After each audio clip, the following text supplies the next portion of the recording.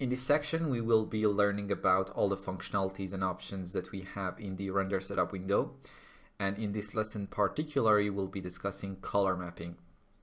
In the render setup window and under V-Ray tab, you can find the color mapping rollout. And probably we should have discussed color mapping in the global illumination or image sampling section of the course, but I've decided to unify all of the render setup settings in one section. So what is color mapping? Basically, color mapping is an internal process that maps the colors rendered by the render engine to a range that is visible by human eyes and also in the monitor. It basically maps the low and high color values to a range that is visible and usable for us. In most render engines, this is hard-coded in the engine and we as user cannot adjust it.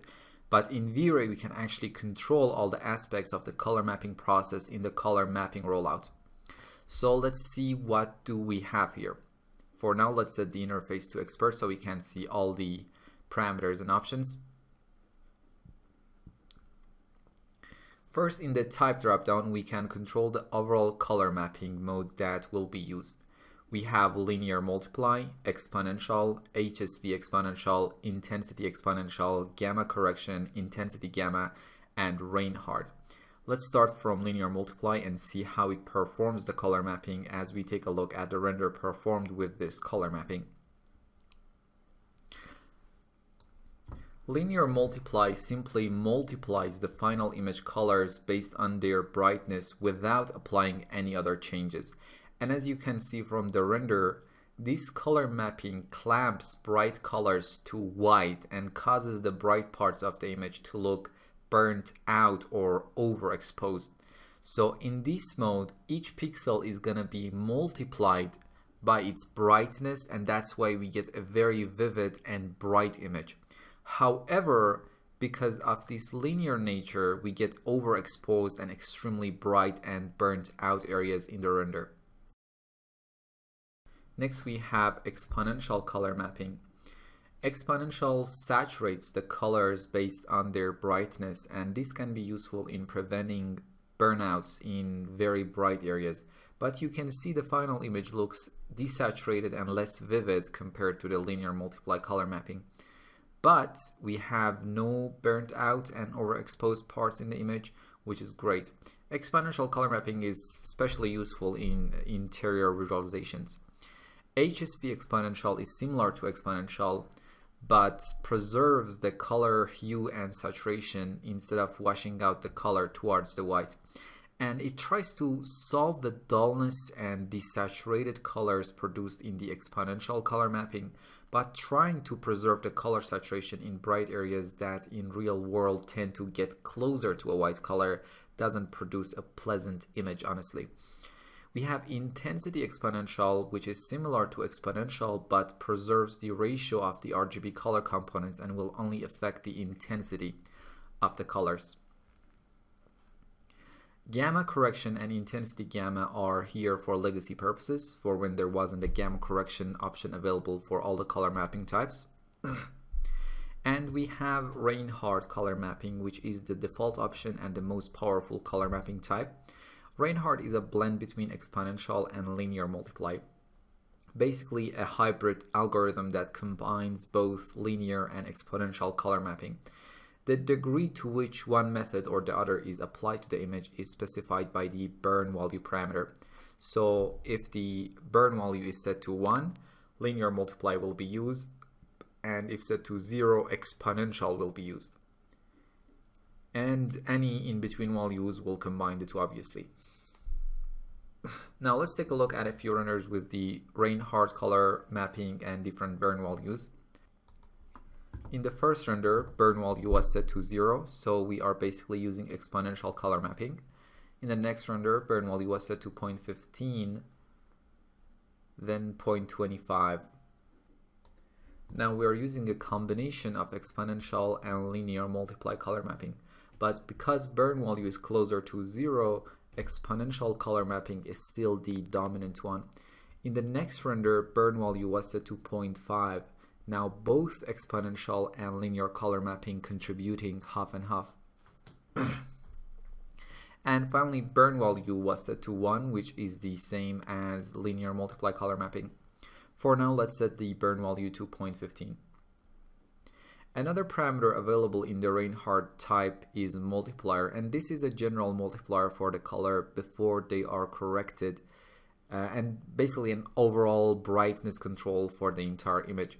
In the first render, multiplier was set to 0.01, so we get a very dark image.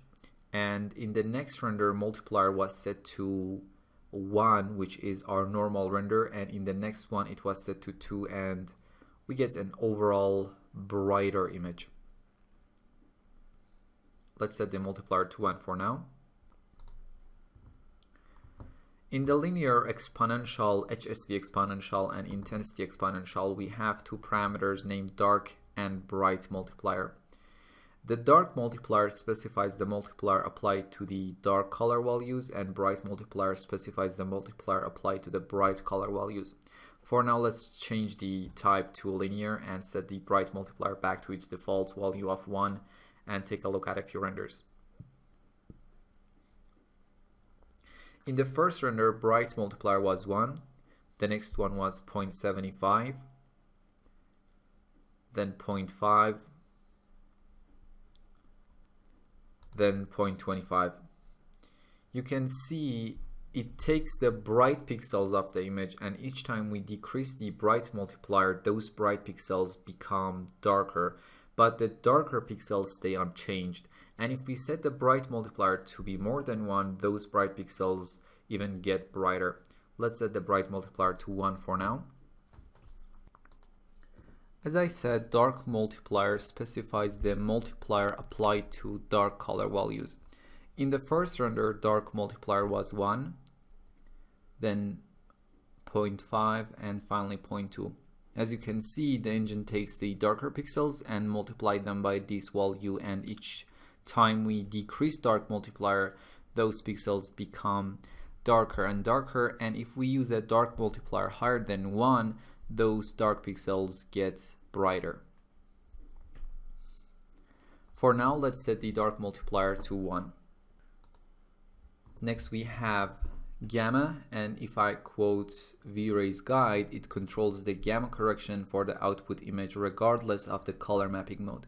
For example, to correct the image for a 2.2 gamma display, set this parameter to 2.2. Subpixel mapping specifies where the color mapping is going to be applied, whether at the pixel level or if you enable subpixel mapping at the subpixel level. And to get more correct result, it's recommended to have this option off. We have clamp output, which clips or clamps the very bright and high values, and the clamp value here specifies level of the cutoff of the information by the clamp output. And if you don't need that very dynamic range of information, or there is an artifact produced by the image sampling, for example, you can clamp the values, but generally it's a good idea to have those high dynamic range information and leaving clamp output disabled. In the first render, clamp output is off. In the next render, it was on and set to 1. And even though the image looks the same as our previous render, which was clamp output off in it, if I right click on this very bright spot, you can see the float values are not exceeding 1 in the brightest parts of the image. But in the previous image with clamp output off, we get very high values like 4, 6, even 11. Even though our monitor cannot display those ranges, but in the render with clamp output set to 1, we have limited the range from 0 to 1. And in the final render, clamp output was set to 0.5. Now let's set the clamp output to 1 and turn it off completely. Also, let's set the color mapping to Reinhardt and burn value to 0.15. We have effect background, so whether the color mapping affects background colors or not. In this case, the background is the V-Ray sky in the environment slot.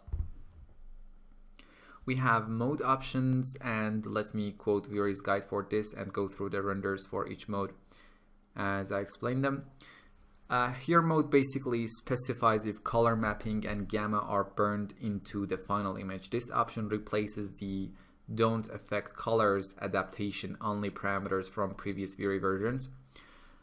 Color mapping only, no gamma. Only color mapping is burned into the final image and not gamma correction. This is the default option. V-Ray will still proceed to sample the image as though both color mapping and gamma are applied, but will only apply the color correction to the final result. Color mapping and gamma, in this mode both color mapping and gamma are burned into the final image. This corresponds to don't affect color parameters set to disabled in previous V-Ray versions, and we have none or don't apply anything. Basically neither color mapping nor gamma are burned into the final image. However, V-Ray will proceed with all its calculations as though color mapping and gamma are applied. This can be useful, for example, if you know that you will apply some color correction to the image later on but wish to keep the rendering itself in linear space for compositing purposes. This corresponds to don't affect colors parameters set to enabled in previous V-Ray versions. Okay, so that's about modes. And finally we have linear workflow, and this one is a legacy option as well, and both 3ds Max and V-Ray are by default set up with proper linear workflow in mind, and you don't need to enable this option at all. Perfect.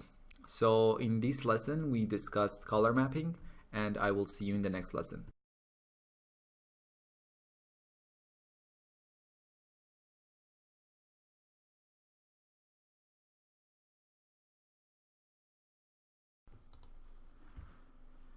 In this lesson we explore V-Ray Virtual Frame Buffer. Basically, V-Ray Virtual Frame Buffer, or VFB, is a display window for V-Ray renders that include a number of V-Ray specific features which is not available in the 3ds Max frame buffer or 3ds Max rendered frame. And we'll learn all about these capabilities in this lesson. For now, let's open up the render setup window, and under V-Ray tab we have a frame buffer rollout, and here you can control some aspects of the frame buffer and also control how and where to save your final render. Using show last VFB button, you can open up the VFB window and take a look at your last render. And this is exactly the same as the last VFB button in the V-Ray toolbar. Enable built-in frame buffer is what allows us to render into the V-Ray virtual frame buffer. And if I disable it and render the scene, the rendering will be done in the 3ds Max's frame buffer and not V-Ray's frame buffer. Let me enable it again. Memory frame buffer, when enabled, creates the V-Ray frame buffer and lets you see the rendering process and generated image. And this process requires some memory. But if you are rendering a high resolution image and you have tons of render elements and the scene is very complex and heavy and consumes a lot of RAM, to save some memory you can disable memory frame buffer and enable V-Ray raw image file, and then define where you want to save your render. And this way you don't get a feedback while rendering in the frame buffer. However, the image will be saved when the render is finished, and this way you get your final image and actually save some RAM but without any live feedback in the virtual frame buffer. So if I disable a memory frame buffer and start a render, you can see the engine is rendering the scene, but there is no live feedback of the process in the frame buffer. But if V-Ray raw image file was enabled and we had defined where to save the file, the render would have been saved in that path. So memory frame buffer option is here in case you are working with a heavy scene or a big final render and need to save some RAM. Let's make sure it's enabled for now. We have get resolution from max, and it is enabled by default, and that's why V-Ray frame buffer takes the render resolution from the common tab of the render setup window. And if I want to set the render resolution from this rollout, I can simply disable get resolution from max and define the desired render resolution and pixel aspect ratio.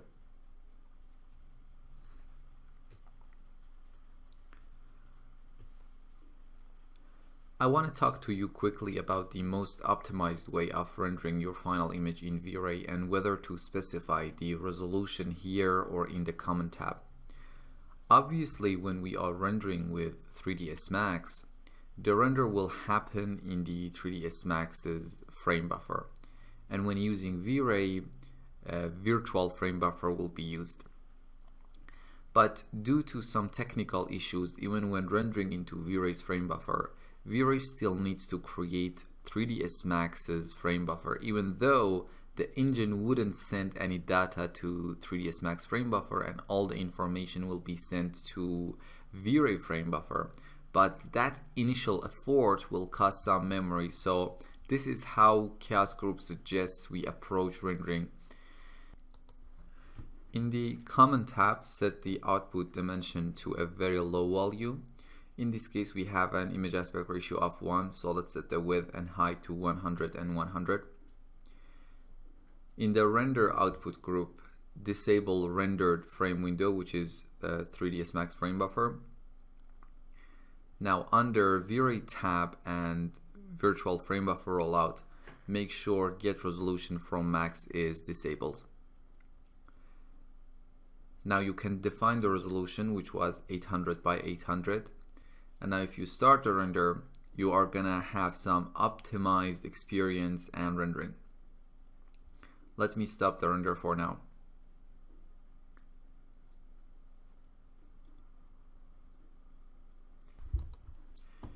In the render elements tab, you can see we have some render elements defined here. We're gonna be using them in a moment. Let's get back to the V-Ray tab. Next we have V-Ray raw image file, and when enabled you can directly save out your render to disk without storing any data in the RAM if you are using bucket image sampler, obviously. For now, let's enable it and let's save the file in the render output folder for this lesson. In the final render folder, and let's name it Blue Room or whatever. In this case, let's choose OpenEXR as the format. Now if you want to save the render in the 32-bit space or as deep EXR, you can enable them here, otherwise the render will be saved as a 16-bit image.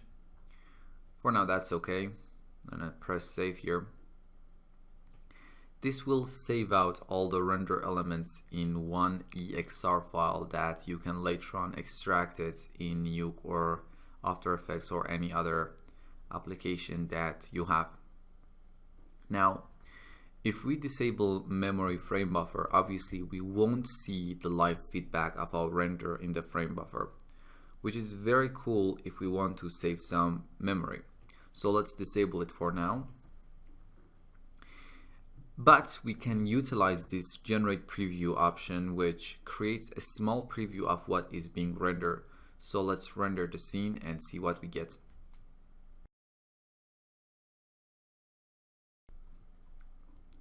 As you can see, we get a small preview of the render, and we only have this RGB preview pass to look at while the scene is being rendered. Now that the render has finished, if I open up the folder that we saved the render to, we have an EXR file containing the beauty pass and all the render elements that can be extracted later on, and we discussed this in the render elements lesson. For now, let's disable V-Ray raw image file and enable memory frame buffer. If you want to save out all the render elements into separate files or images, you can enable separate render channels option. For this to work, you need to have memory frame buffer enabled. Now you can use the browse button and define where you want to save the files. Let's go to the final render folder of this lesson, which is in the render output folder of the project file folder. and name it Blue Room Separate or whatever you want.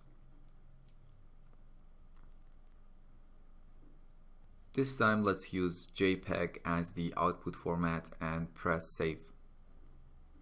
And in the JPEG image control window, just press OK. Also in the rollout you have this save RGB and save alpha options, which if you disable them, the RGB and alpha channels won't be saved and only the render elements will be saved out.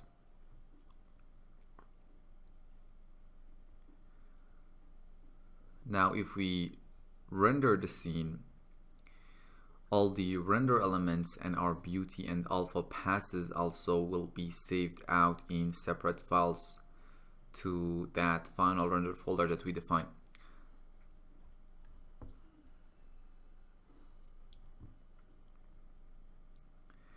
Let's render the scene and see what happens. We get our full live feedback in the frame buffer. We have all the render elements to look at. For now, let's wait for the render to be finished.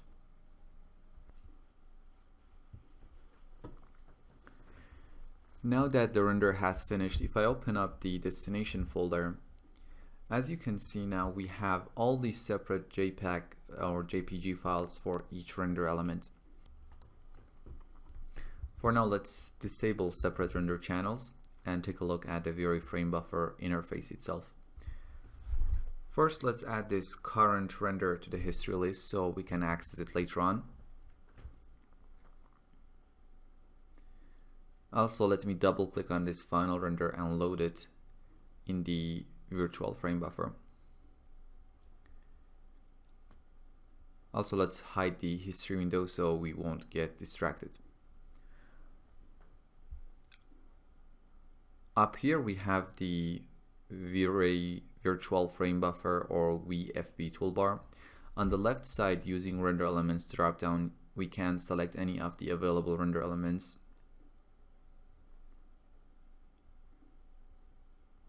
Using R, G, and B buttons, you can define which of the red, green, and blue channels to be visible, or all of them. You can switch to the alpha channel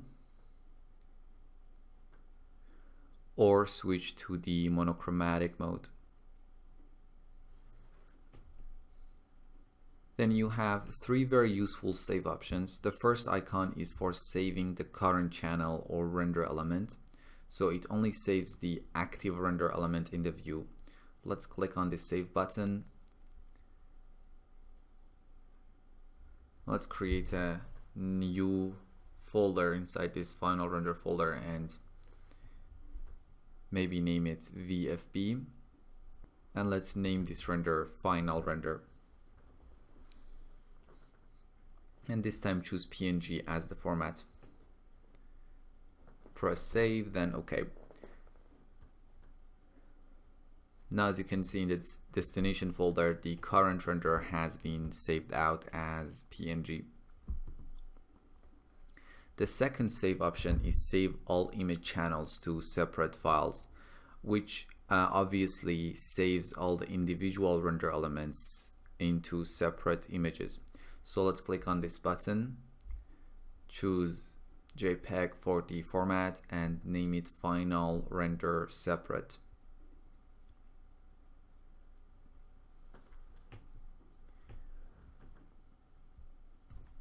Now press save, then OK. If I click on the save button again, you can see all the individual render elements are going to be saved as JPEG images.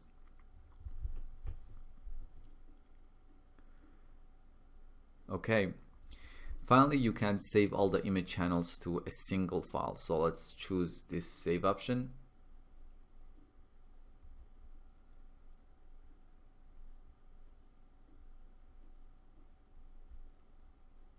And in the VFB folder that we just created, let's name it something like final render all in one. Choose OpenEXR or Viewer image as the format. and press the save button. Now if I go to the destination folder again, all the channels has been saved in one EXR file that can be extracted later on in your compositing application.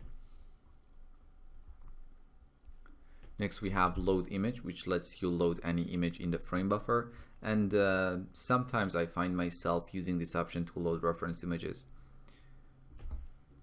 Using clear image, you can clear out the current content of the frame buffer. It's not gonna delete it from the history list if you have already saved it there, but it's just gonna clear the current content of the frame buffer window itself. So maybe let's clear the current render and we can load it again from the history list if we want to.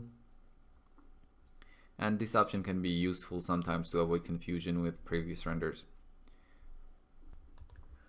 We have duplicate to max frame buffer, which creates a duplicate of the current render in the 3ds Max frame buffer.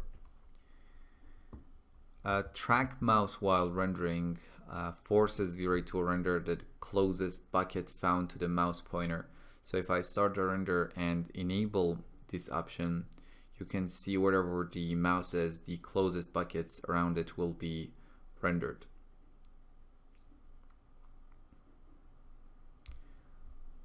And by the way, the render is so fast because I've increased the noise threshold to about 0.1. So we're gonna get this fast renders, but it's very noisy. Now let me stop the render and disable track mouse while rendering. Also, let's clear the frame buffer using clear image command. Next we have region render, which lets us to render the specific region that we need. So let's select any region in the scene by clicking and dragging. And now if I press the render button, only this region will be rendered and the rest of the image will be ignored. Next we have link VFB to PD player. PD player is an image viewer with some advanced functionalities by Chaos Group. We have some comparison options. What we can do in the history window is to define two images as A and B images. Maybe let's use this shade 7000 as image A and this incandescent 3200 as image B. Now compare horizontal is enabled and we can compare those two images. We can change it to a vertical comparison, or using this other tool, swap and AB images. Let me disable comparison for now. And using these last two buttons, we can start and stop the render, obviously. The next thing I want to talk about is the history window, which you can enable it using this show virtual frame buffer history window. The V-Ray virtual frame buffer allows the user to keep a history of previously rendered images, which is extremely useful. First, you need to enable history using this button. On the right side, you have this menu, and if you click history settings, you can define where the images in the history list will be saved on your disk, and also define a maximum size of the history images on the disk. I think by default it's something about 100 megabytes, but you can increase it like me if you want to save more renders in your history list, especially if you have render elements and you are rendering high resolution images. This 100 megabytes can be reached in a few renders. Okay, we have this save option, which saves the current image in the frame buffer to the history list. So if I just press save, you can see the current image has been added to the history and I can visit it later on. Then we have load, which loads the image selected in the render history to the virtual frame buffer. You can do the same by simply double clicking on the image in the history list, or right clicking on the image and choosing load. Using the remove button, you can remove the selected image from the render history, or you can simply right click and press delete. And we have A and B, where you can select your desired image and press one of these buttons to define it as image A or B for image comparison that we did a few moments ago. And if you right click on any of the images in the history list, you get some very useful options. Edit comment lets you add a text comment to the image, and it can be very useful later on, and I have been using it throughout this course. Now, load V-Ray settings, which basically sets the current render settings to the ones used to render the selected image. And obviously this option is very useful, and if you remember throughout this course I've been telling you that, for example, this render, you can simply right click on it and choose load V-Ray settings, and the settings that was used to render this particular image will be used in your render setup dialog, which will be very, very useful. We have compare V-Ray settings, which shows a table with the differences between the settings used to render this selected image and the settings that are currently set in the V-Ray renderer. And we have load color corrections, which loads the virtual frame buffer color corrections control from the selected image. And we have reload history, and this basically rereads the history image list, and this may be useful if the history folder is updated outside of 3ds Max or something like that. Now let's take a look at the color correction controls here. First, let's load the final render from the history list.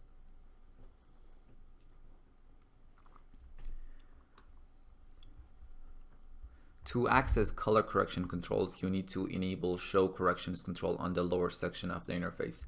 And now you get some very basic but extremely useful color correction options.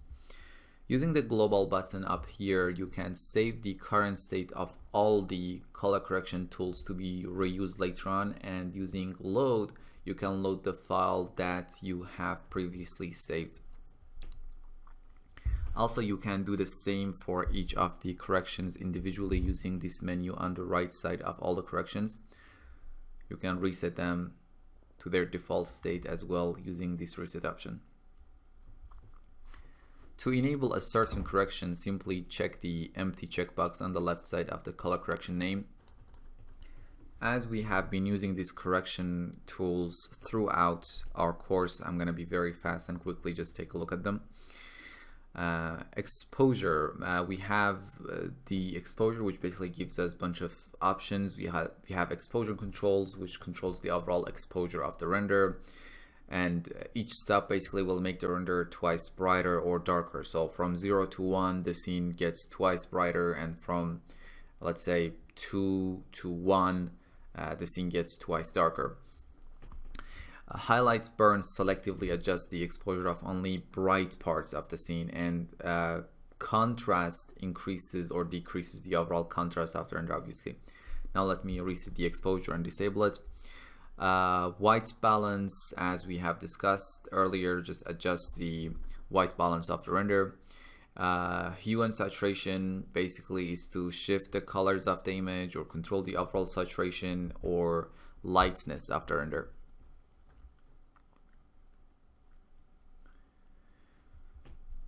Using color balance, we can adjust the overall tone of the image in the shadows, midtones, and highlights of the image. Altogether, when all is selected, or individually adjust the tone of the shadows, midtones, and highlights of the image. We have used this correction numerous times during the course, and I assume you are quite familiar with how it works. And we have a level and a curve correction that work like the same exact tools in Photoshop. In this case, let's add some contrast using the level adjustment by making the low and high values to be close to each other. Let me disable levels. We can possibly get a better result if we use the curve correction.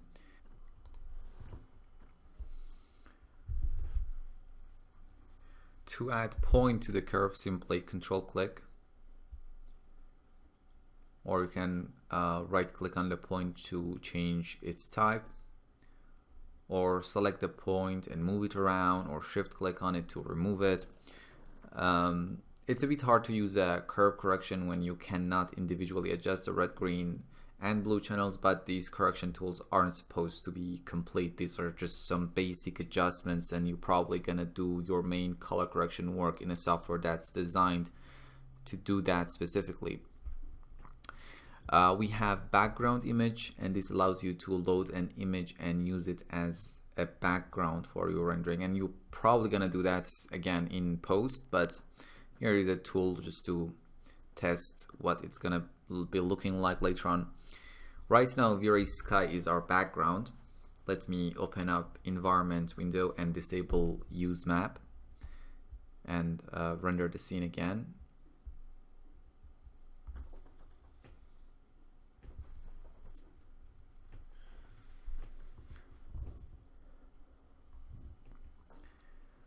Now that the render is finished and we don't have any background, if we enable background image, we can choose an image to be used as the background of the render.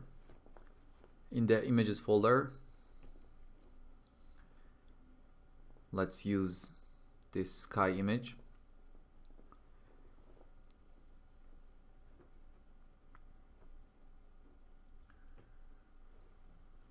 And as you can see, it's being used as the background image. If you enable as foreground, the image will be on top of the render. Let's disable background image and load the final render again. And finally, we have LUT, OCIO, and ICC color corrections, and these allow you to load an LUT, OCIO, or ICC color profile and color correct your image based on the information in those color profiles. In this case, let's enable LUT, which stands for lookup table. Click on the load button, and in the render output folder of this lesson,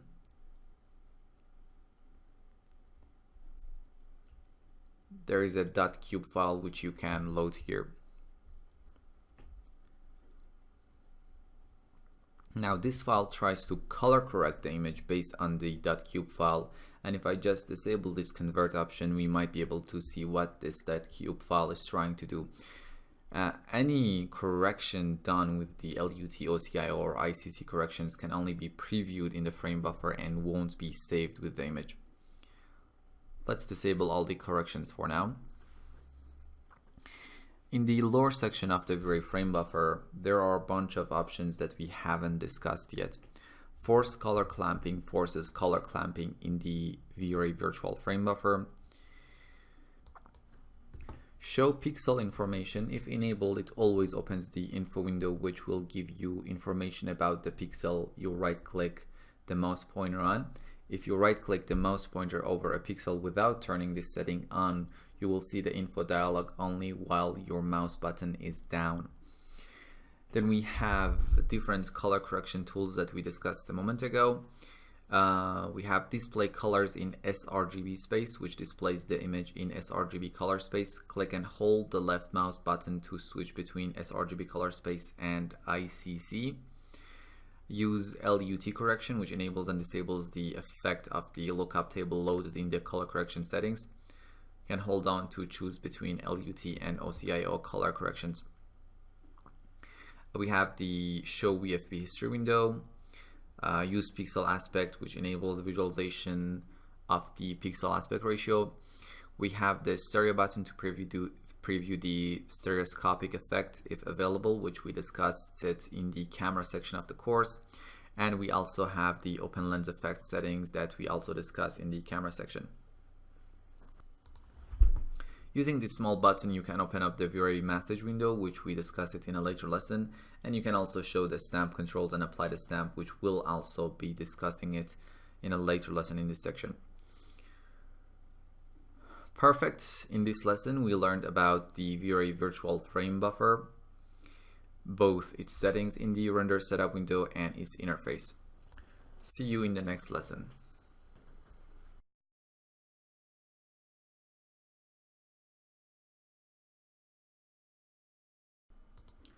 Okay guys, in this lesson we take a look at the global switches settings under the V-Ray tab. So let's open up our render settings and see what we have.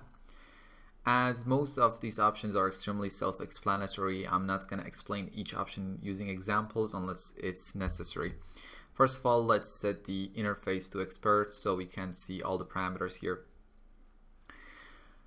We have displacement, which globally enables or disables displacement mapping. If you have tons of your displacement modifiers in your scene or in your viewing materials and you want to turn off all of them at once, you can use this option. We have force backface culling, enables or disables backface culling for camera and shadow rays. When this option is enabled, the surfaces of objects which are turned away from the camera will appear fully transparent. We have lights which turn on or off the lights that are already enabled in the scene. Hidden lights, this option controls the hidden lights in the scene. If you have hidden bunch of lights in your scene but they are still enabled in the modify panel, this option decides whether those hidden but enabled lights will be included in the render or not. If hidden light option is enabled, those lights will be included in the render, and if disabled, they won't be. We have shadows, which enables and disables the calculation of shadows in the render. Default light controls the state of default lights in the scene. By default, it's set to off with GI when basically when global illumination is disabled and we don't have any other lights in the scene, there would be a default light to lit the scene. And if set to off, the default lights will be off always no matter what. And if set to on, default lights are always switched on when there are no lights in the scene. So if I turn off all the lights in the scene by disabling the lights option and set the default lights to on and render the scene,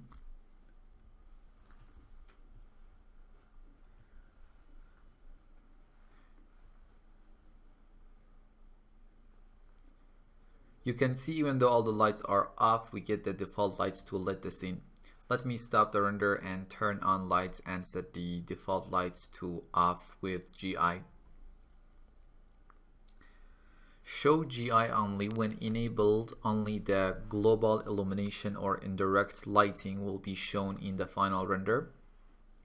If I open up the frame buffer in the first render, show GI only is turned off, which is the default state, and in the second render it is turned on and we only get indirect lighting, basically only global illumination. Let's disable show GI only. Next we have probabilistic lights, and if I quote via guide, this option enables optimized sampling for scenes with many lights. When this option is disabled, Viri goes through each scene light and evaluates it at each hit point. In scenes with many lights and lots of GI bounces, this leads to a lot of shadow rays being traced and rendering can become extremely slow. This option makes it possible to render images that would otherwise take a very long time, at the expense of possibly introducing more noise into the rendering. When this option is enabled, Viri randomly chooses the specified number of lights and evaluates only those. Lower values make the rendering faster, but potentially more noisy. Higher values cause more lights to be computed at each hit point, thus producing less noise but increasing render time. End of quote. In this scene, if I go to the perspective view, we have about 210 sphere lights. Now let's take a look at the few renders with and without probabilistic lighting. In the first render, probabilistic lights is off, and in the second one it is on. I used progressive image sampler and the render limit was 3 minutes for both of these two renders, and as you can see in the render with probabilistic lights on, we get a cleaner render. Next we have don't render final image, and we use this in the GI section, and when this is enabled, only the GI maps like irradiance map, light cache will be calculated and the final image won't be rendered. We have reflection refraction, and when disabled, neither reflection nor refraction will be calculated in the final render. Maps enables or disables the texture maps used in the scene. In the first render, maps option is on and we get our textures in the render, and in the next one, maps is off. Let's enable it for now. Filter map enables or disables texture map filtering. We have filter maps for GI, which enables or disables texture filtering during calculation of GI and glossy reflections and refractions. When disabled, texture maps are not filtered for GI and glossy reflection refractions in order to speed up the calculations, and if this option is enabled, textures will be filtered.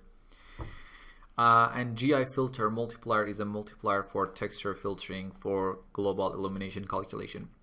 Override depth, if disabled, the reflection or refraction depth will be controlled locally within each material, and if enabled, none of the reflection or refraction depth in the materials can be higher than the value specified here. We have glossy effects. When enabled, all glossy reflections in the scene are replaced with non-glossy ones. And you can use this, for test renderings if you want to speed up the rendering in those phases. As you can see in the frame buffer, in the first render, glossy effects is on, and in the second one, it is off. And there is no glossy or blurry reflections in this render. Max transparency levels is the depth to which transparent objects will be traced. Now imagine if you had a leafy tree in your scene and you need a close-up shot from that tree, and leaves have a translucent material normally. You might need to increase the max transparency levels to see all the leaves. We have transparency cutoff, which controls when tracing of transparent objects will be stopped. If the accumulated transparency of array is below this value, this threshold here, no further tracing will be performed. And we have override material that we have used and discussed throughout the course. Basically, you can enable override material, define a material in this slot, and now all the objects in your scene will be rendered with that material unless you limit what the override material will be applied to using this include exclude list. Let me disable it for now. Max ray intensity suppresses the contribution of very bright rays, which may typically cause excessive noise or fireflies in the rendered image. Fireflies are those very bright individual pixels here and there. I think max ray intensity is on by default. For the next renders, I deleted 2/3 of the sphere lights in the scene. In the first render, max ray intensity is on and set to 20. And in the second one, it is off. You can see when it is off, we get very bright pixels here and there, and when max ray intensity is on and set to 20, we get rid of some of those very bright pixels or fireflies, but not all of them. In the next render, max ray intensity was set to 10, and now we get fewer of those fireflies. And in the next render, it was set to 5, which basically clears out those fireflies, even though possibly 10 would have been enough if we rendered the scene for a longer time. And if I compare the render in which max ray intensity was off and the one with max ray intensity set to 5, in that one, you can clearly see the difference. For now, let's set the max ray intensity to 5. Secondary rays bias is a small positive offset that will be applied to all secondary rays. This can be used if you have overlapping faces in the scene to avoid the black splotches that may appear. And we have legacy, sun, sky, and camera. And when disabled, which is the default state, V-Ray will use the improved and more accurate models. And if turned on, V-Ray will switch to the old sun, sky, and camera for, you can use this for compatibility issues if you loading an older scene or something like that. And we have 3ds Max photometric scale. When enabled, it aligns the V-Ray light, V-Ray sound, V-Ray sky, and V-Ray physical camera to the photometric units used by 3ds Max and its photometric lights. Okay, so that's about global switches rollout, and I will see you in the next lesson.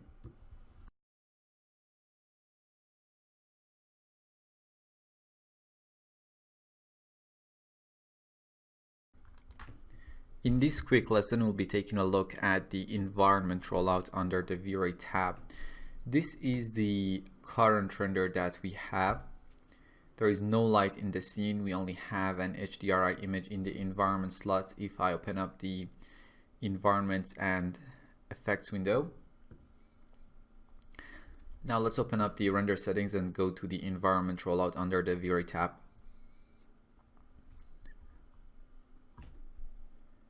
And here you can override the 3ds Max's environment for global illumination, reflection, refraction, and secondary matte environments. If I enable GI environment override, for example, you can define a color to be used in the environment for global illumination calculation instead of the defined HDRI map in the environment slot of 3ds Max.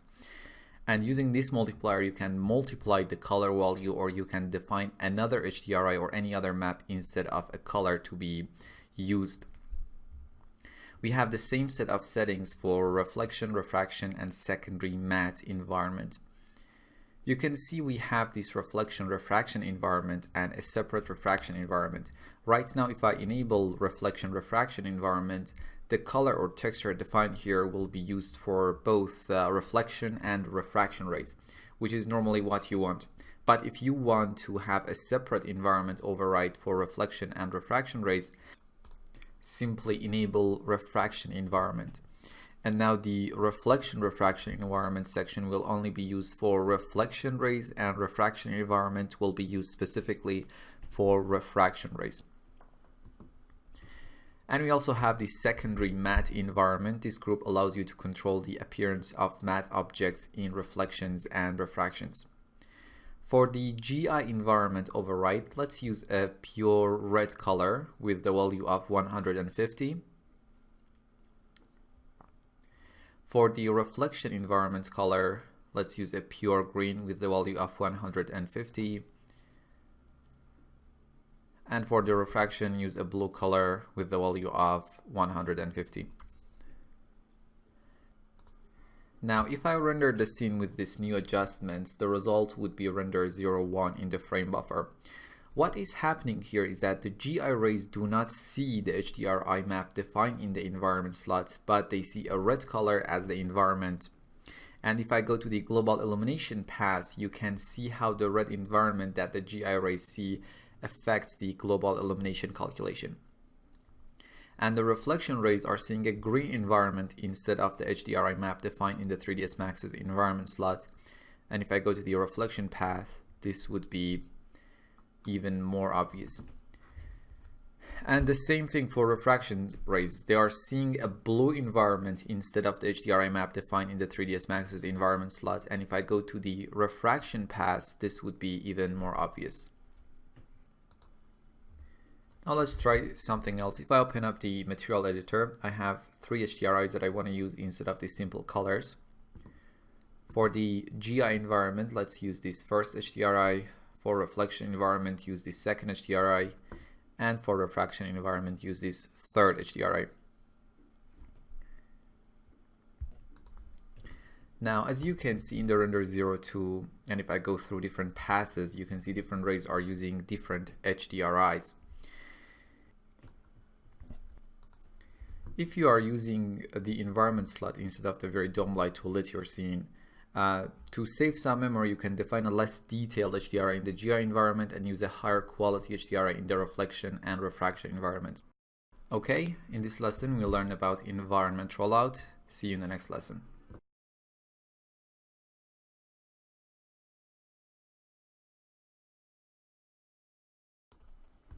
Okay guys, in this lesson we learn how to generate caustics in V-Ray for 3ds Max using the caustics rollout under the GI tab in the render settings. The technical definition of caustics in optics is the envelope of light rays reflected or refracted by a curved surface or object, or the projection of that envelope of rays on another surface. In order to calculate the caustics effect, V-Ray uses a technique known as photon mapping. It is a two-pass technique. The first pass consists of shooting particles or photons from the light sources in the scene, tracing them as they bounce around the scene, and recording the places where the photons hit the object surfaces. The second pass is the final rendering, which is when the caustics are calculated by using density estimation techniques on the photon hits stored during the first pass. Now let's see what do we have in the scene. We have this curvy object which is gonna be generating the caustics in the scene, and it has a blue refractive material applied to it. Right now we have two active lights in the scene. The main light that is coming from the right side and a fill light on the left side. And this is the render that we get from the current setup.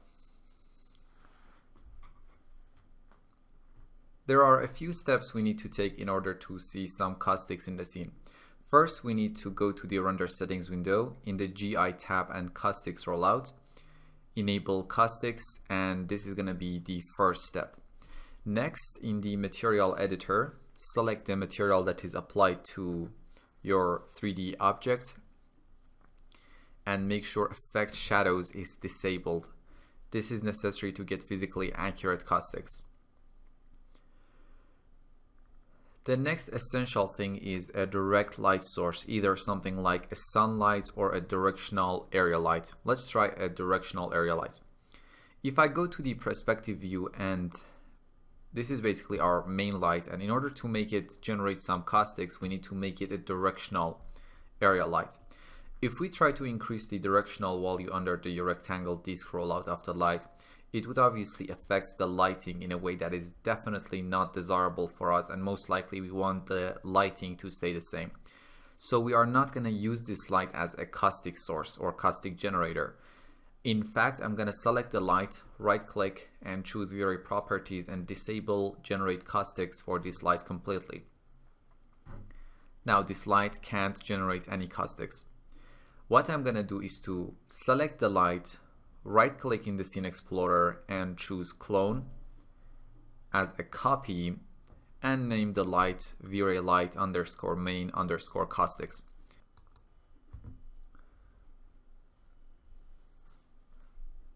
So we know this is the light responsible for generating caustics. Now press OK. Now right click on the light and make sure that this light is generating caustics. The next thing would be to make sure it is directional. So let's increase the directional value to 1. And to make sure that the light encompasses the entire object, I'm going to increase its size to 100 centimeters.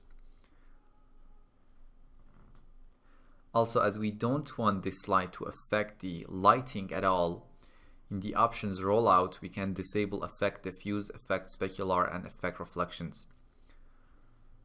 So even though the light does not contribute anything to the lighting right now, but it still generates caustics. Let's get back to the camera view, and if we render the scene right now, we should get some caustics. When you render your scene with caustics, there is a pre-calculation phase to build the caustic photon map that's going to happen before the GI calculations. And the resulting render would be render 01 in the frame buffer right now. Now there are a few obvious problems with this render. It's very splotchy and also it's very bright. There are a few ways to control how bright the caustics are, and the first thing would be to decrease the overall intensity of the light. In this case, let's select the light and reduce its multiplier to 15 from 16. And the splotchiness is coming from the lack of enough traced photons. If I right click and go to the V-Ray properties for this light, we need to increase the caustic subdivs, which controls the amount of photons that V-Ray will trace to estimate caustics. Large numbers slow down the calculation of the caustics photon map and may take more memory. Now let's try a few caustic subdivs value and see what subdiv value can give us a good result. For the first render, caustic subdivs was set to 1500. As you can see, it's very splotchy. For the next render, it was set to 6000. Much better, less splotchiness, but more noise. And for the final render, it was set to 12,000. It's cleaner. We just have some high frequency noise that can be dealt with the image sampler. And as you can see, because the pre-pass phase to calculate the caustics has increased due to higher subdivs, the render time is higher for this image compared to the previous render. Now let's go to the caustics rollout, set the interface to advanced, and let's see what we have here. First, we have search distance, and this is the distance around a given shaded point in which V-Ray searches for the photons. Smaller values produce sharper but perhaps more noisy caustics. larger values produce smoother but blurrier caustics. This value becomes less and less important as you increase the caustic subdivs of the light. So let's set the subdivs to a very low value like 75.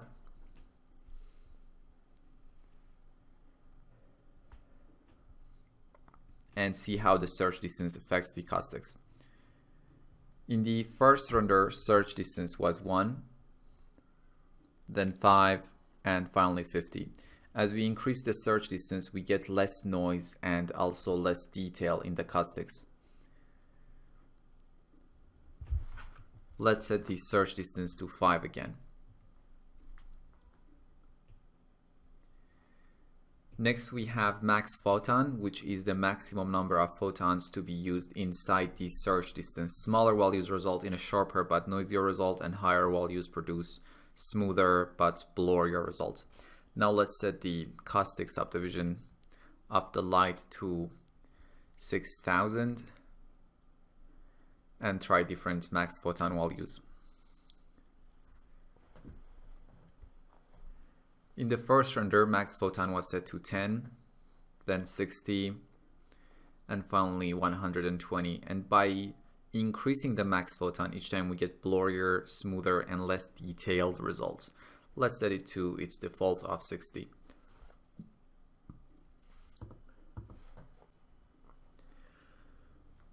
Multiplier value controls the strength of the effect on a global level. So if you have a few caustic generator lights in the scene, this value affects all of them. And if you want to control this multiplier on a per light basis, simply select the light and right click in the viewport and go to the V-Ray properties, and under generate caustic section, you can adjust this light's caustic multiplier.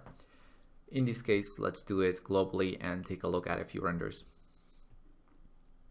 In the first render, multiplier was set to 1. In the second one, it was set to 2. And finally, it was set to 4. And obviously, each time we increase the multiplier value, we are going to get stronger caustics. Let's set the multiplier to 1 for now.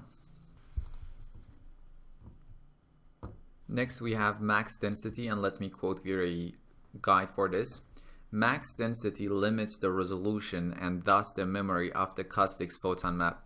Whenever V-Ray needs to store a new photon in the caustics photon map, it will first check if there are any other photons within a distance specified by max density. If there is already a suitable photon in the map, V-Ray will just add the energy of the new photon to the one in the map. Otherwise, V-Ray will store the new photon in the photon map. Using this option allows you to shoot many photons and thus get smoother results while keeping the size of the caustic photon map manageable. In the next render, I set the max density to 0.1 and the light caustic subdivs to 18,000. And now we get this smooth and noise-free render, which it would have been very hard for the memory to manage a subdivision of 18,000 without using a max density higher than 0. And max density normally should be kept very low. For now, let's set the max density to 0 and caustic subdivision of the light to 6,000. We have direct visualization, and if I enable it and render the scene, we can see the calculation of the caustic photon map.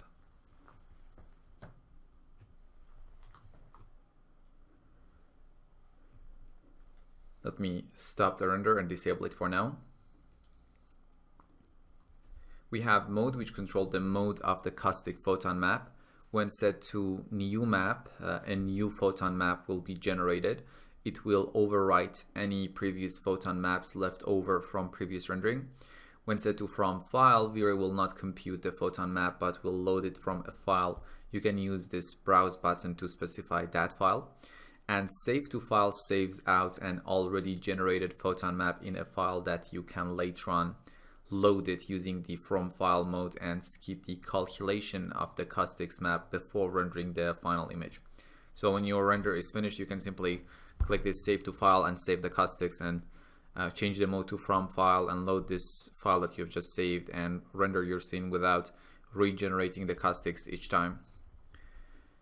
We have don't delete, which if enabled, the photon map in memory after the rendering will be kept, otherwise the map will be deleted. We have autosave. When enabled, V-Ray will automatically save the caustics photon map to the provided file when rendering is complete. And switch to saved map. This is only available if autosave is on. It will cause V-Ray to automatically set the mode to from file with the file name of the newly saved map. And if you right click on any object in the scene and choose V-Ray properties, you get some caustics related options. We have generate caustics. This option needs to be enabled, so when the caustic generator light hit the object, the caustics can be actually produced.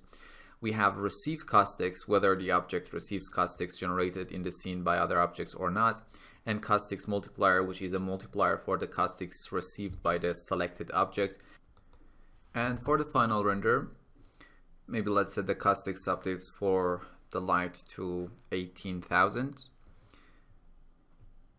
Set the max density to something like 0.07. We can possibly use a lower max photon number like 40, 30 to get a bit sharp result, but I'll leave that to you. Let's add a V-Ray denoiser pass and set its preset to mild. And in the comment tab, set the resolution to 1280 by 720. In the V-Ray tab, set the image sampler to bucket, max subdivs to 24, and noise threshold to 0.008, and render the scene. In the frame buffer, this is our final render. Let's check out the denoiser pass as well. You see, beautiful and clean. In this lesson, we learned about caustics in V-Ray. See you in the next lesson.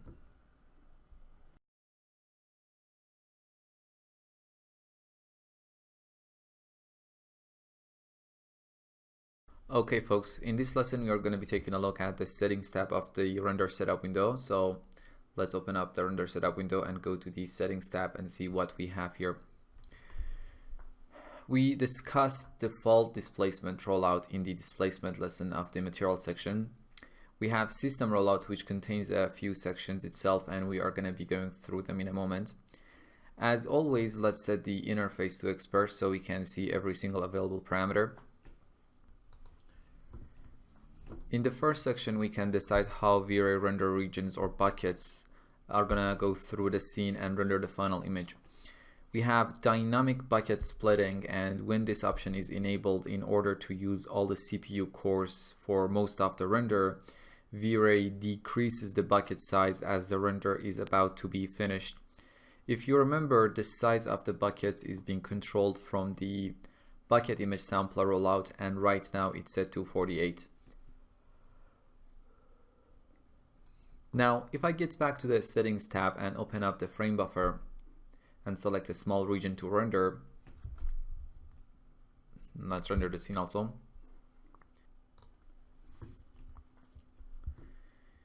You can see when the dynamic splitting is turned on, and as we get closer to the completion of the render, the buckets are getting smaller and smaller, and this way all the CPU cores will be utilized all the time.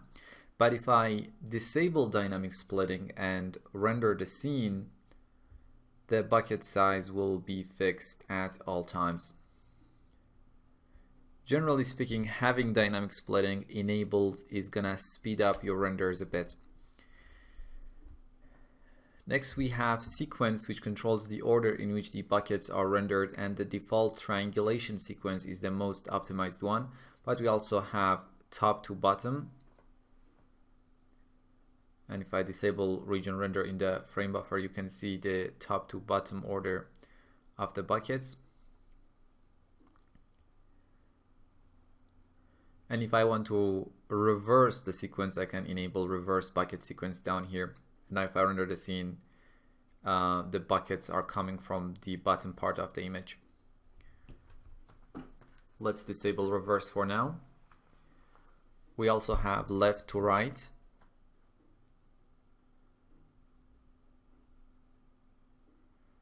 checker,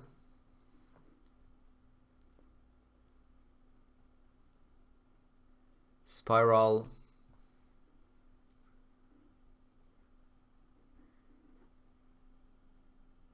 the default triangulation,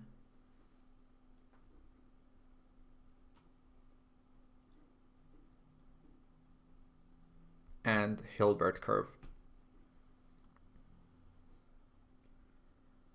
For now, let's set it to triangulation.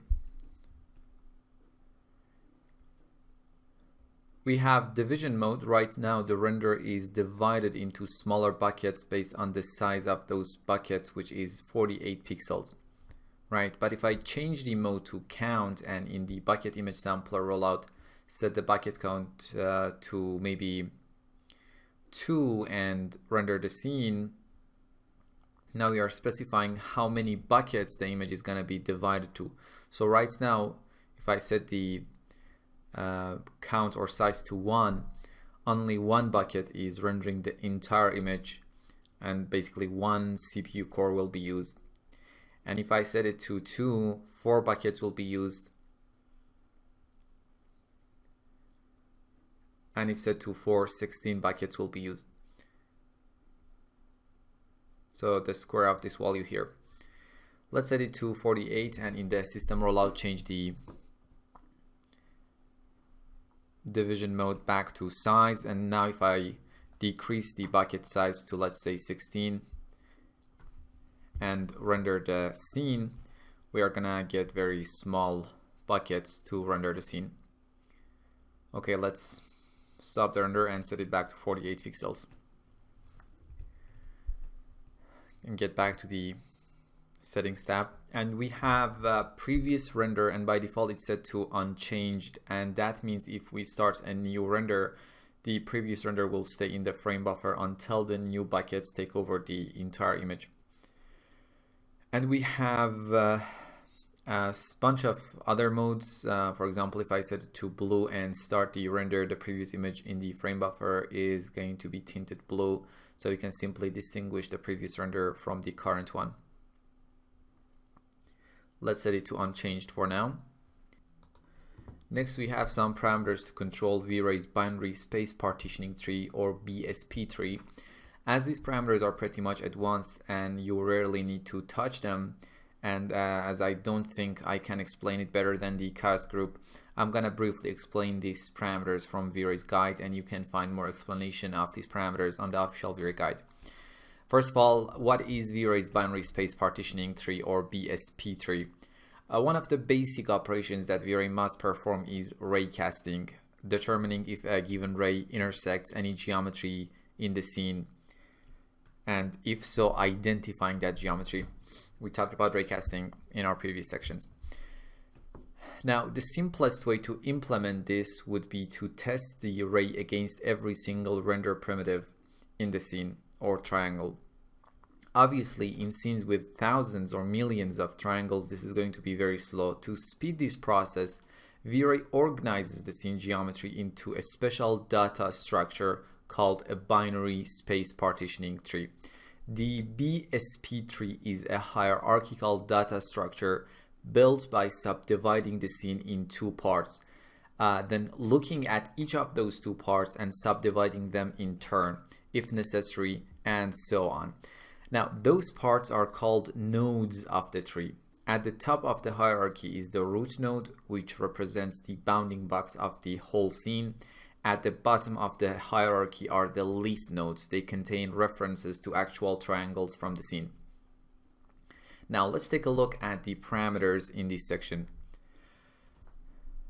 Dynamic memory limit is the total RAM limit for the dynamic ray casters, which store dynamic geometry like displacement, V-Ray proxy object, and V-Ray first strands, and so on.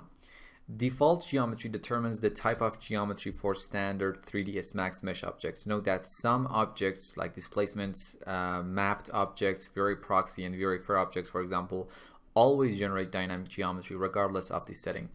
We have 3 geometry types. When set to static, all geometry is precompiled into an acceleration structure at the beginning of the rendering and remains there until the end of the frame. The static raycasters are not limited in any way and will consume as much memory as necessary. When set to dynamic, geometry is loaded and unloaded on the fly depending on which part of the scene is being rendered. The total memory taken up by the dynamic raycasters can be controlled by the dynamic memory limit parameter up here. And in auto mode, some objects are compiled as static geometry while others as dynamic. V-Ray makes the decision on which type to use based on the face count for an object and the number of its instances in the scene. Max tree depth is the maximum depth of the tree. Larger values will cause V-Ray to take more memory, but the rendering will be faster up to some critical point. And values beyond that critical point, which is different for every single scene, will start to slow things down. Minimum lift size is the minimum size of a lift node. We have face level coefficient, which controls the maximum amount of triangles in a lift node. If this value is lower, rendering will be faster, but the BSP tree will take more memory. We have use Embry, which if enabled, the Intel Embry Raycaster technology will be used, and this can really decrease your render time, and it is on by default. Now let me show you two renders with and without Embry. In the first render, use Embry is disabled and the render time was 1 minute and 46 seconds. And in the second render, use Embry was enabled and the render time was 1 minute and 28 seconds. So you can see how impressively using Embry Raycaster decreases render time. Next, use Embry for motion blur and hair, which determines whether to use Embry in calculating motion blur and hair strands or not. And we have conserve memory. If enabled, Embry will use a more compact method for storing triangles, which might be slightly slower but reduces memory usage. Next, we have the frame stamp section, and if I enable it here and apply it in the V-Ray frame buffer, it gives us this short bar presenting some selective information about the render, like V-Ray version that was used for this render or the render time. You can edit this information, add and remove any bit that you want using the frame stamp section or directly in the frame buffer. You can use insert variable to add different information to the stamp. In this case, let's add something like the date and the time of the render. And if I render the scene again, those information will be included in the frame stamp. And you can delete anything you want from here. Maybe we can delete the date and the time variables that we just added. Simply select and press delete.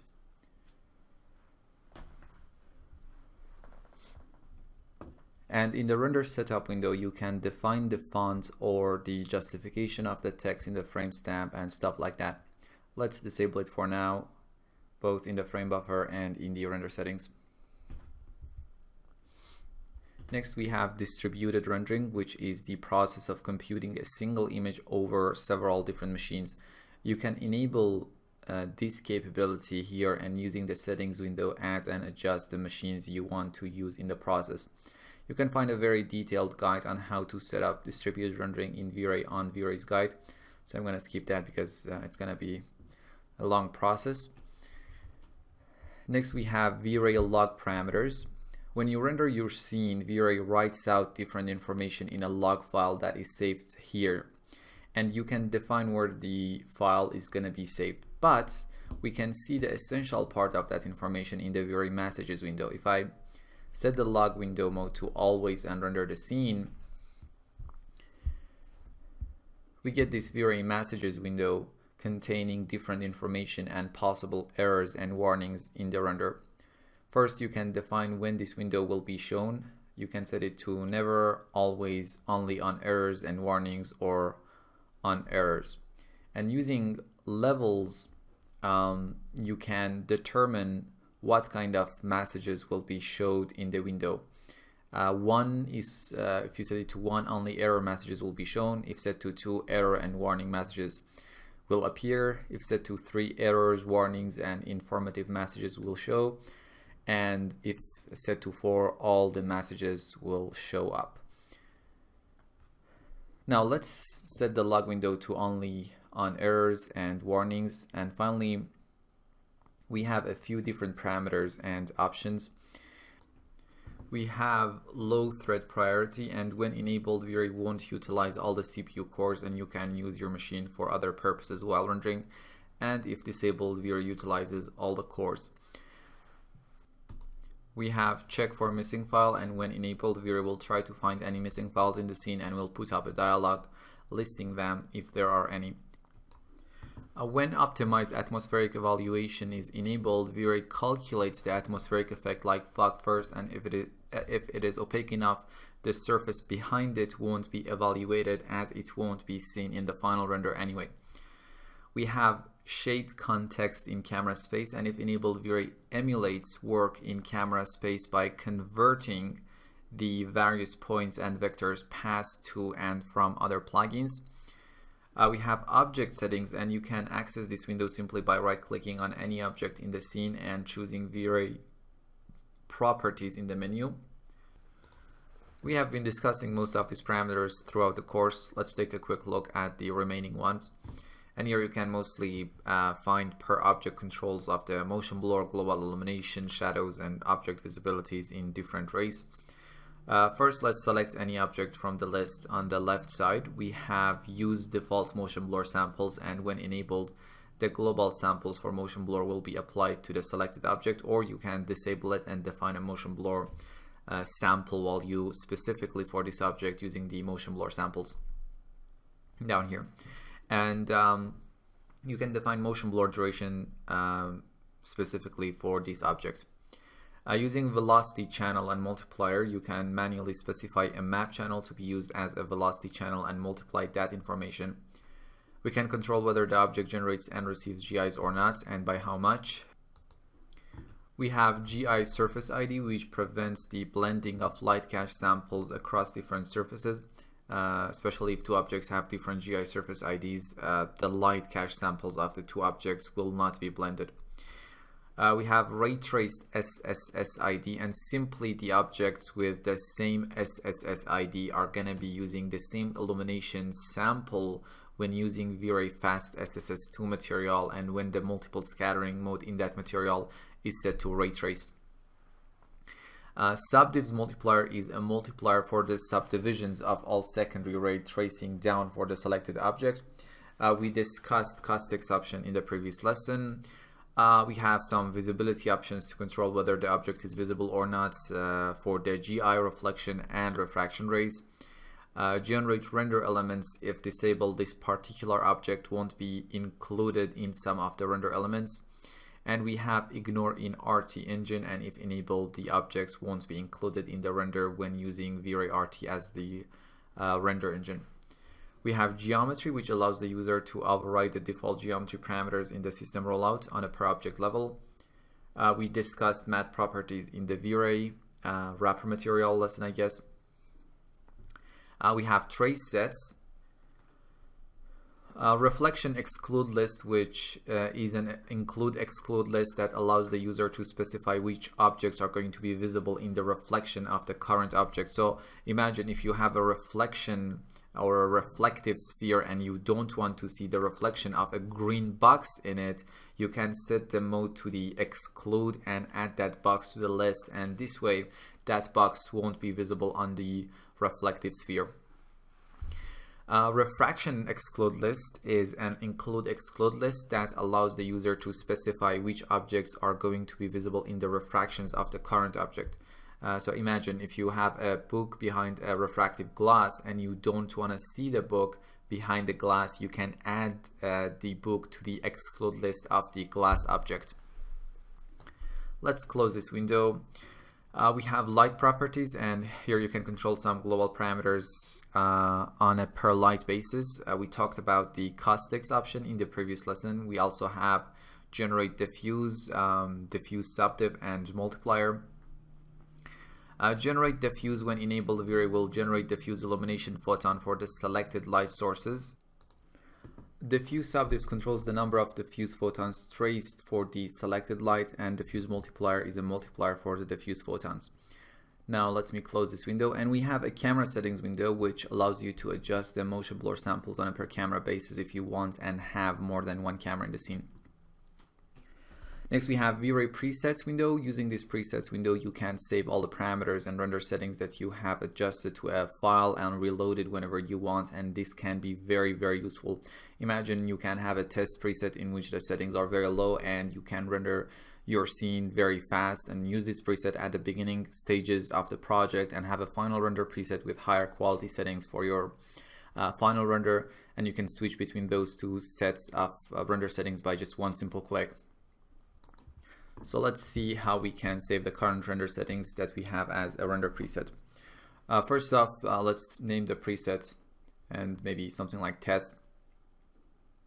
Now on the right side, select which rollouts you want to be included in the preset. And let's select all of them and press save. Now as you can see, we have a test preset in the preset list, and it can be loaded anytime. Simply select the preset, choose the rollouts that you wanna be loaded from this preset, and then press load. And this way all the settings in these selected rollouts will be according to the information in the preset file. Let's close this window for now. In the texture options rollout, we have cache size, which specifies the size in megabytes of a separate texture cache to be used for tiled OpenEXR files. Note that the cache size cannot be decreased from its initial render value, and if you set it to a lower value, the value will not be used by Max until you restart the application. And we have clear cache on render end, which causes V-Ray to clear the texture cache after a frame is complete in order to avoid slowdowns. Okay, so that's about the settings tab, and I will see you in the next lesson.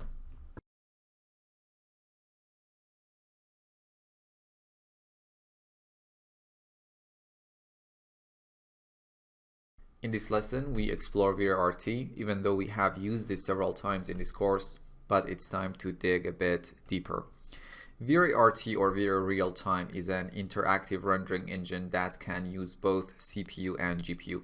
You can adjust your scene, your lights, your cameras, your materials, and see the result in real time. If I open up the render setup window, you can see VRT is available both as a production renderer, and if I change the target here, it is also available in the active shade mode.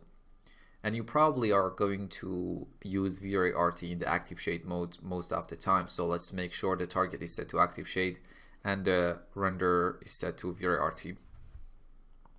And now we get a VRT tab where we can determine how VRT is going to handle the interactive rendering. The first thing you'll probably notice is we don't have as much parameters as when we were using VRAD or VREDU in the production rendering mode. For those parameters that are not available, VRT is gonna get them from the production renderer. And if you change the target to the production rendering mode and set the renderer to VRT, now in the VRT tab, you have a lot more tabs and settings that are similar to the VRAD or EDU. But in this case, if you try to render your scene in the production mode, you wouldn't have any interactivity and real-time rendering using VRT. It's just going to be a production render that will stop when the time limit or maximum samples per pixel has reached, and you might want to use VRT as your production render, you know, for its GPU capabilities, for example. But for now, let's set the render in the production rendering mode to VREDU or add, change the target to active shade mode, and make sure the render is VRT. Now we can start the render and see all the adjustments that we make in the scene in real time. So let's start the render. Select the main light, which is VRLight 001, and maybe change its multiplier to 30,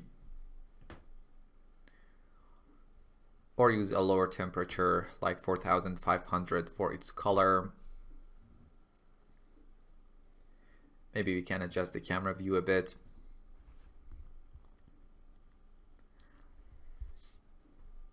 So we can see all these adjustments in real time. Now, how fast and interactive this real-time capability is depends on your hardware. For now, let's set the multiplier of the light back to 10 and its color temperature back to 6500. And let's try to change our camera view back to what it was. Let's stop the render and get back to the V-Ray RT tab. Now, the first decision you need to make is what engine type you are going to use while working with V-Ray RT, whether CPU or GPU. And there are a few things to consider when you are making this choice. First, do you have the right hardware? Do you have a video card or video cards that support OpenCL or CUDA? Have you built your machine for CPU rendering or for GPU rendering? So if you know you have a very capable CPU, you're going to be better off using the CPU engine. On the other hand, if you know there is a powerful set of video cards setting pretty in your machine, you're going to enjoy super fast GPU interactive rendering. Generally speaking, when set to CPU, you are going to get a slower render, but because the video card is not engaged in rendering, you're going to have a responding user interface. But if you decide to go on the GPU route, the render itself is going to be very fast, but you are probably going to get a sluggish user interface, which can be a real nightmare. And another important thing is the CPU engine is gonna give you a more complete set of features, while GPU rendering still has more limitations. So when the engine type is set to CPU, the CPU engine is gonna render your scene, and you don't need any special GPU. We can set it to OpenCL, which in this case a GPU engine based on OpenCL is used. The engine uses graphic cards that support OpenCL and can be very fast depending on the hardware that you have. We have CUDA, which is a GPU engine based on the NVIDIA CUDA platform. This engine uses NVIDIA graphic cards that support CUDA and is the recommended engine for NVIDIA GPUs. The machine I'm using for recording this tutorial needs a serious upgrade, but it runs an NVIDIA GPU, so I can set the engine type to CUDA, and if I start the render,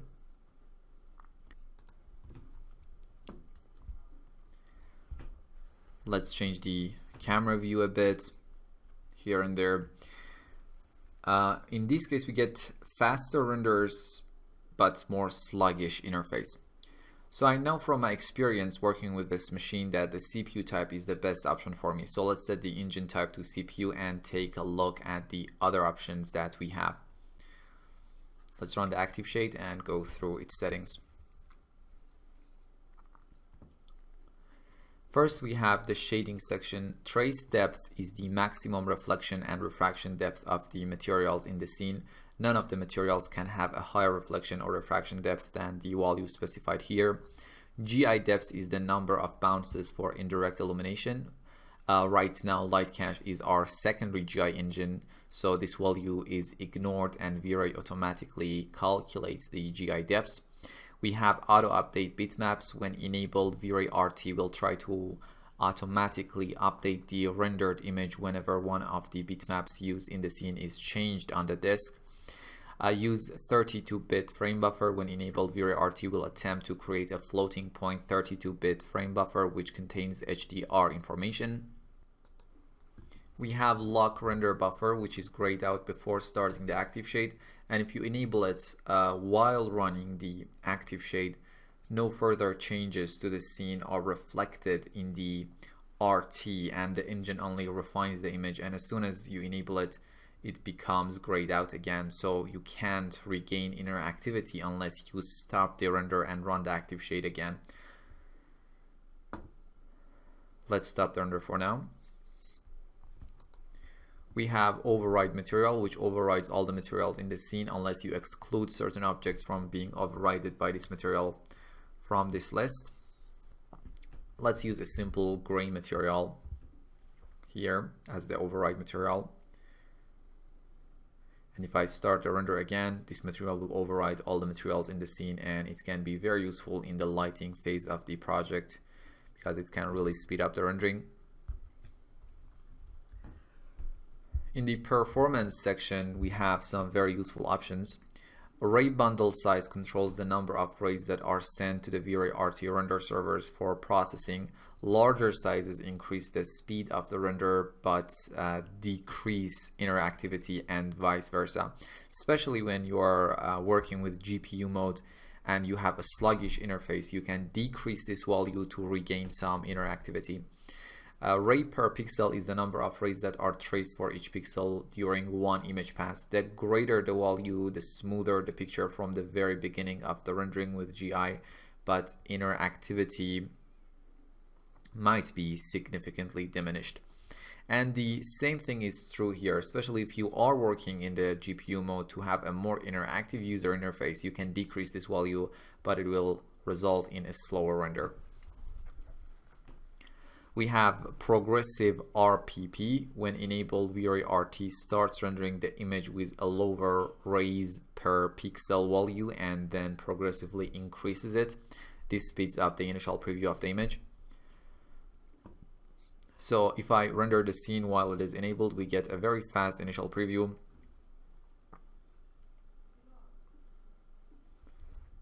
But if I disable it and start the render,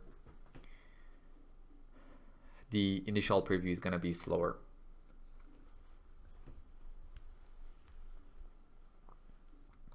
We have undersampling. When enabled, V-Ray RT starts rendering the image at a lower resolution in order to speed up the initial preview.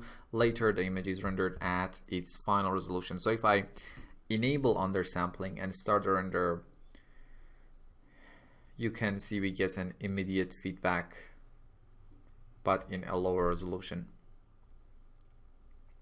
And if I move my camera in the scene, as you can see, we get an immediate feedback, and I normally tend to enable this option while using V-Ray RT. We have show statistics, and if I enable it, we get some useful information on the upper right corner of the frame buffer, like V-Ray RT version, the number of calculated camera paths, and time elapsed since the current image started rendering. Let me disable it for now. In the next section, we have some rendering options. Max time is the maximum time for refining the image. Right now it's set to 0, so it refines the image until the noise threshold has reached. We have maximum paths per pixel, which specifies the maximum samples per pixel for refining the image. Max noise, which is the same as noise threshold in the image sampler settings, and it is a threshold that determines when to stop refining a pixel. We have in process RT engine, and when this option is enabled, the actual renderings of the image happens inside the 3ds Max process. This speeds up the initial scene translation phase and basically it improves the interactivity of active shade rendering. When disabled, a separate V-Ray standalone render server is launched in DR mode to perform the actual rendering. We have distributed rendering for V-Ray RT. You can enable it and use the render servers button to define the machines that will be used in the process. We talked about the engine section, and when set to CPU, all the other options are grayed out as they are GPU related. So let's change the engine type to CUDA for now. We have coherent tracing, and when enabled, V-Ray RT will attempt to spawn secondary arrays like GI reflection in similar directions in order to improve rendering speed on certain GPUs. We have GPU textures drop down. When set to resize textures for GPU, high resolution textures in the scene will be resized to a smaller resolution in order to optimize memory usage. And this parameter is only obviously available when type is set to OpenCL or CUDA, basically when GPU rendering is enabled. We have GPU texture size. When resize textures for GPU is enabled, this value specifies the resolution to which the textures will be resized. And we have the texture format that can be 816 or 32-bit. Let me set the engine back to CPU. In the geometry section, we can enable or disable certain types of geometries from showing up in the V-Ray RT. We have V-Ray proxy objects, and when enabled, the proxy objects will be rendered by V-Ray RT. But in the GPU mode, the proxies are not going to save their purpose of saving memory. They're going to be rendered as normal objects, and we're going to be discussing V-Ray proxy in our next section, definitely. And we can enable or disable the rendering of XREF scenes and containers, particle systems, displacement mapping, and motion blur. Even though when RT used as a production renderer, motion blur parameter here wouldn't affect anything and the scene options will be used instead. We can also render stereoscopic effects using RT even if there isn't any very stereoscopic helper in the scene. So if I set the stereo mode to left and right and set the eye distance to something like 20 centimeters, so we can see the effects a bit better, and we know 6.5 is the standard value here, but now let's render the scene. We have three windows, a left view, a right view, and in the frame buffer we get both of the left and right eye images. And if I enable the stereo mode in the frame buffer, we can see the stereoscopic effect. Let me now disable it in the frame buffer.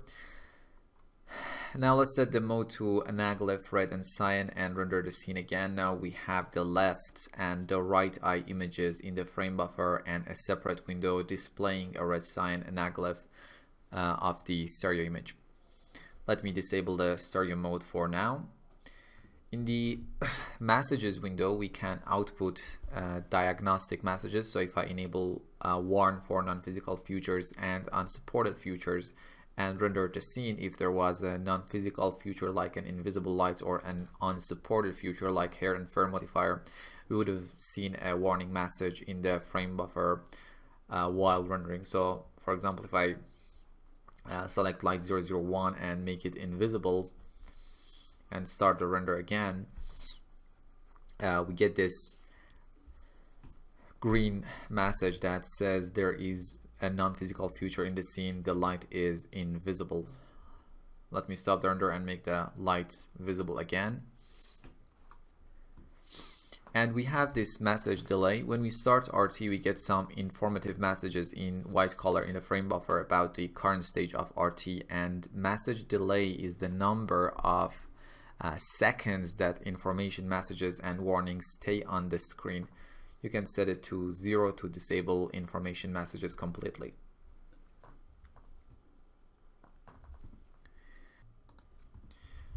In the .vr scene export section, you can export your current 3ds Max scene to a .vr scene file, which is the scene description format used by the standalone version of V-Ray, and you can simply enable export .vr scene file, define where you want to save the file, and when you run the active shade, the scene will be exported.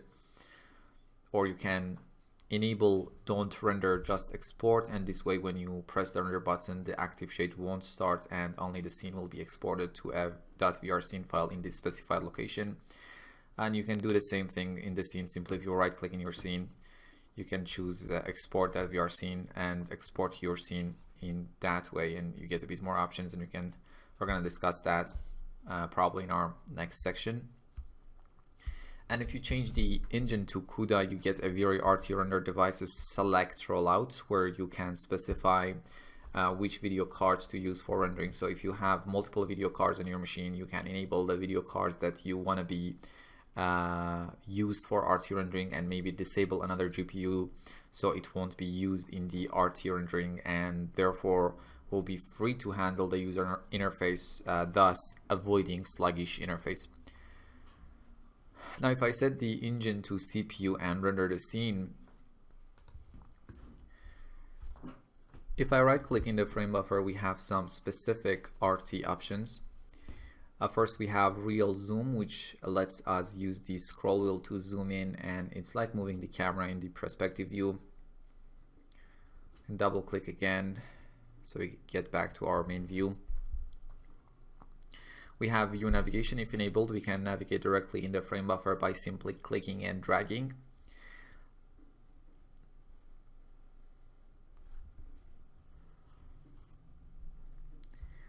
Pause lets us to pause the render and resume it whenever we want. And we can reinitialize the render using the last option. Perfect. So in this lesson, we learned about V-Ray-RT, and I will see you in the next lesson, which is probably going to be about render elements. So see you there.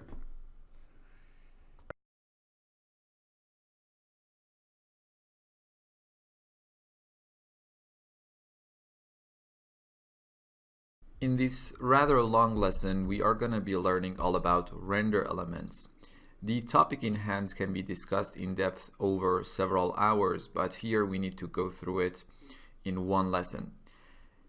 If I open up the render setup window and go to the render elements tab and click on this add button, we can see a list of the available V-Ray render elements. Now, the first question we need to ask ourselves is why we use render elements in our renders. There are so many reasons for that, and as we go through some of these render elements and perform some compositing in an external application, you become more familiar with those reasons.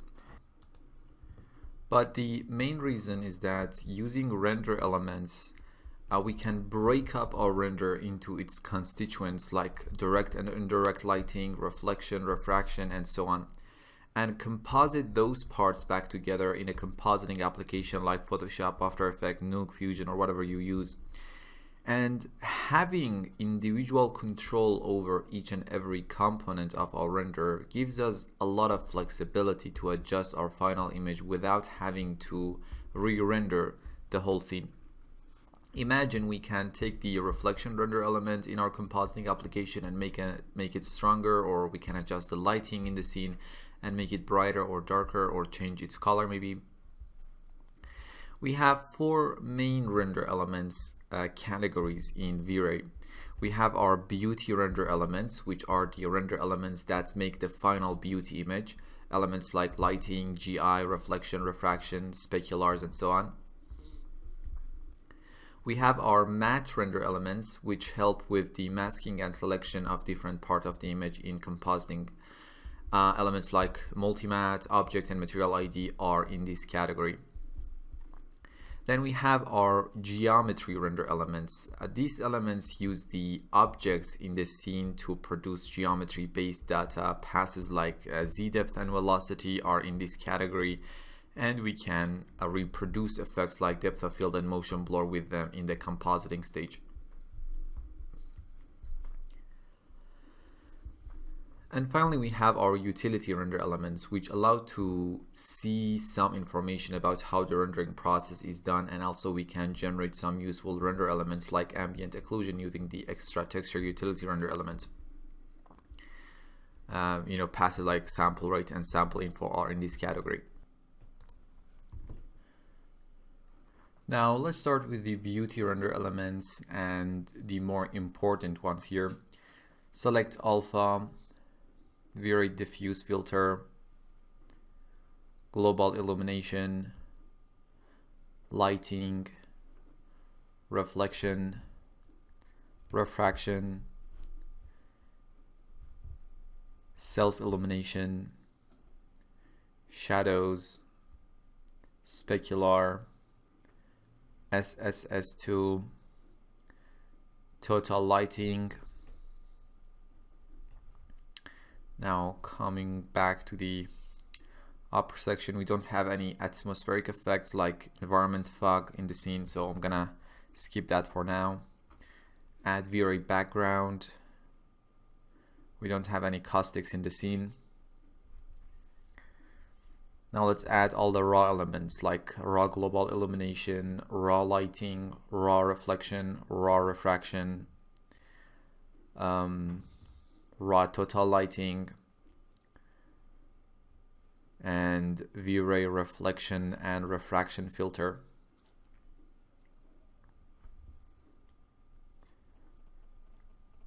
And finally, V-Ray light select.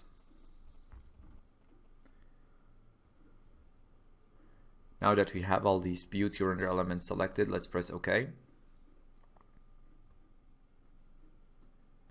The order you select these passes does not matter at all in compositing, just how they appear in the frame buffer.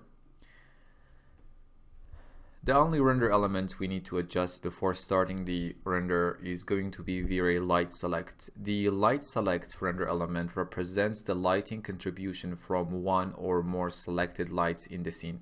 So we can basically break up the lighting in the scene using this render element. We need a few light select render elements for the different light sources in the scene. If I select the light select render element and come down to its parameters, we have this lights list where we can define a light or a group of lights, and this way we get to see the contribution of that particular light in this render element. If I open up my light group in the Explorer, let's first click on the add button and add V-Ray Sun. Also rename this render element to V-Ray light select underscore sun. Now add another light select render element and rename it to V-Ray light select underscore portal.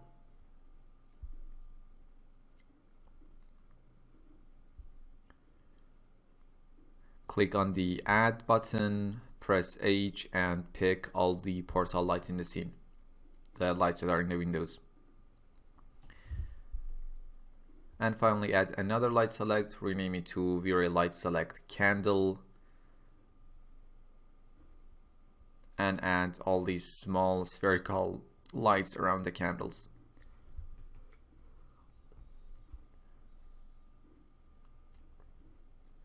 Now we are ready to render our scene.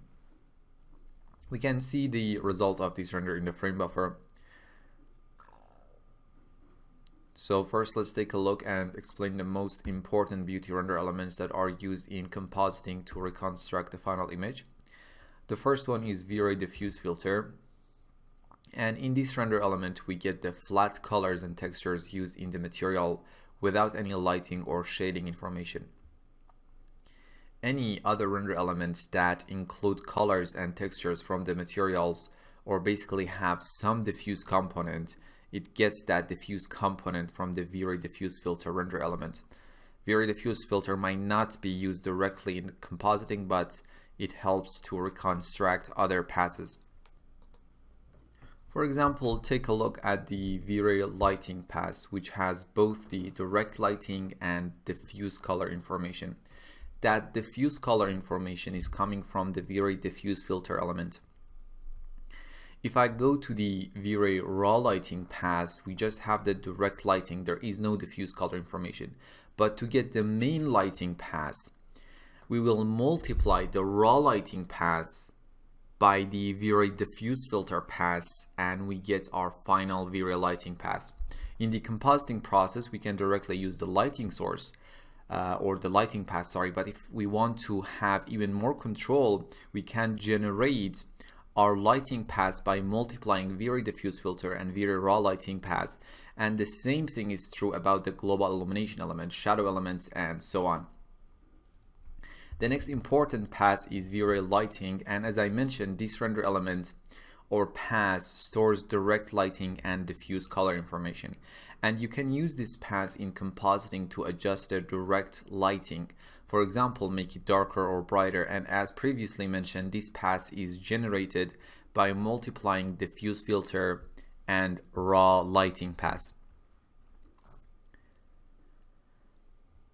The next essential pass is V-Ray global illumination, and here we have our indirect lighting or global illumination information, and you can use this pass in compositing to adjust the look of indirect lighting. And like the lighting pass, this render element is the result of multiplying the V-Ray raw global illumination pass by V-Ray diffuse filter pass. So if we want to have more control over our global illumination pass in compositing, instead of using the global illumination element directly, we can multiply those two previously mentioned passes together and get the same global illumination pass.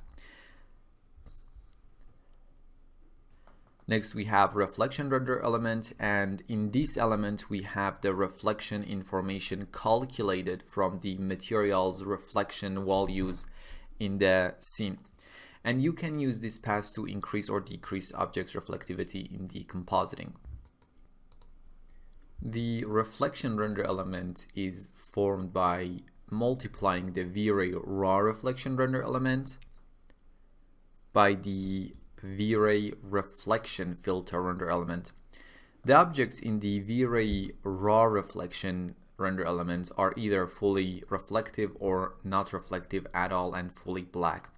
When we multiply this pass by the V-Ray reflection filter, which has different shades of gray, and the more reflective the surface, the brighter the color, we get our final reflection pass. For example, in the V-Ray raw reflection pass, both the floor and the wall are fully reflective, and in the V-Ray reflection pass, the wall has a dark color and the floor has a bright gray color. Now when we multiply those two passes, you get your reflection pass in which the floor is very reflective because remember it had a brighter reflection color, and the wall is not that reflective because it had a darker reflection color. Hopefully it makes sense.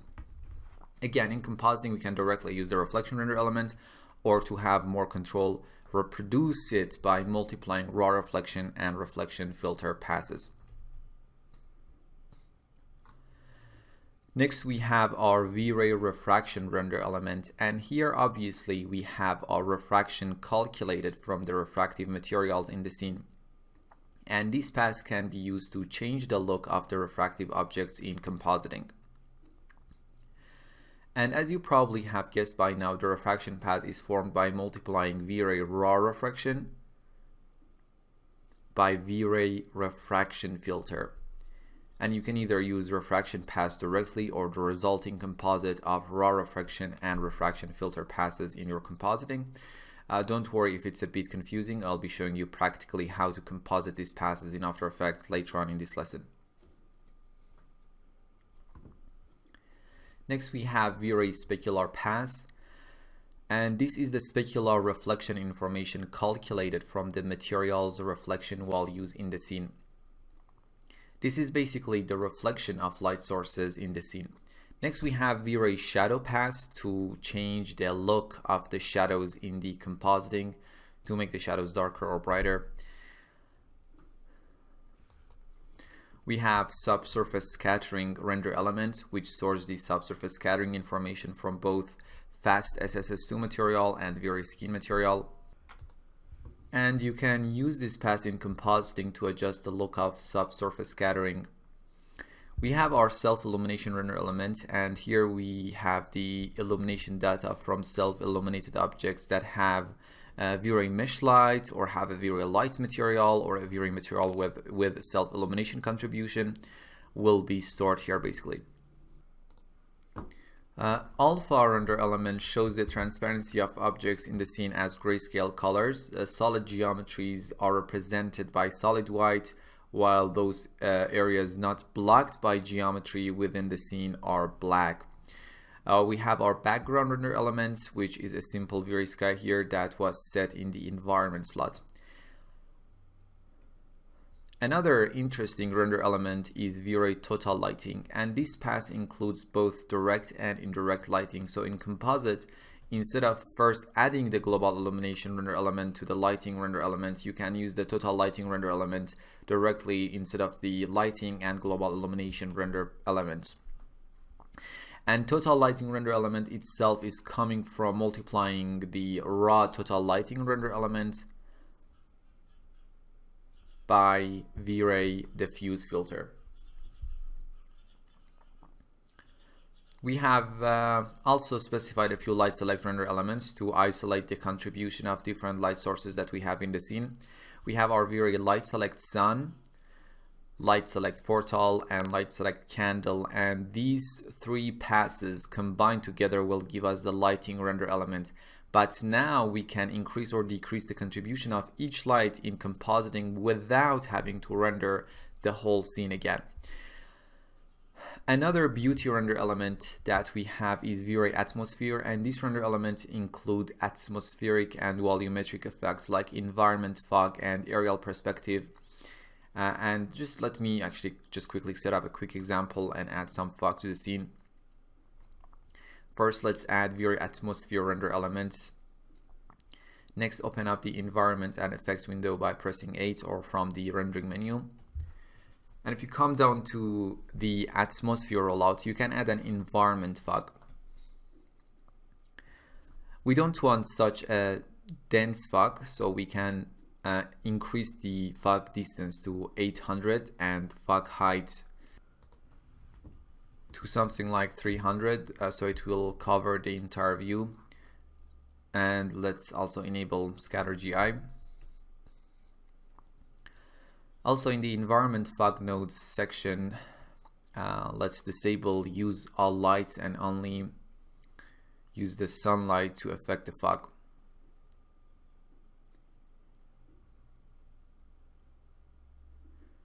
You can select these curtains and hide them also. Now if I render the scene, we get our next render with V-Ray environment fog, and this is our V-Ray atmosphere render element, and we can simply make the atmospheric effect less or more intense in compositing, or even change its color tint if we wanted to. Perfect. Let me close the frame buffer, unhide the curtains, and in the environment and effects window, select the V-Ray environment fog and disable it for now. And in the render elements tab, delete V-Ray atmosphere render element. Next we have our matte render elements, and these render elements help with the masking and selection of different parts of the image in compositing.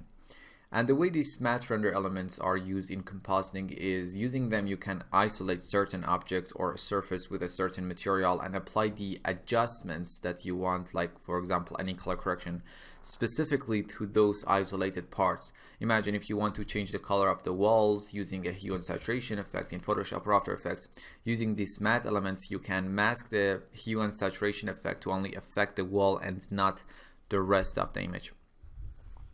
We have a few essential matte render elements. Let's add the more important ones. We have multi-matte render element, which is the most important one. We have V-Ray material ID or V-Ray MTL ID. We have V-Ray object ID, V-Ray render ID, and V-Ray wire color. Now press OK. For now, let me select the multi-matte element and rename it to multi-matte element underscore 01. Let's add a second multi-matte element and rename it to multi-matte element underscore 02. And change the RBuff ID to 4, GBuff ID to 5, and RBuff ID to 6. Sorry, BBuff ID to 6. In a moment I explain the reason for doing this. And if I render the scene, we have our matte render elements in the frame buffer. We have V-Ray object ID, which isolates individual object based on their object ID. You can see in the object ID render element, the walls, the floor, the chair, the desk, they all have different colors based on their object ID. In this case, if I select this wall and right click and choose object properties, the object ID for this wall is set to 1. If I select the floor and go to its object properties, I have assigned 3 as its object ID, and you can simply change it to whatever number you want. And the chair, for example, has an object ID of 4. So all the objects in the scene with the same object ID will have a differentiating color. In this case, for example, all the objects with the object ID of 4, like the chair, will have a blue color assigned to them in the object ID path. Now, very simply, in any compositing app like Photoshop, you can isolate the object that you want and adjust it without affecting other objects in the scene. And the object with their object ID set to 0 will appear black in the render element.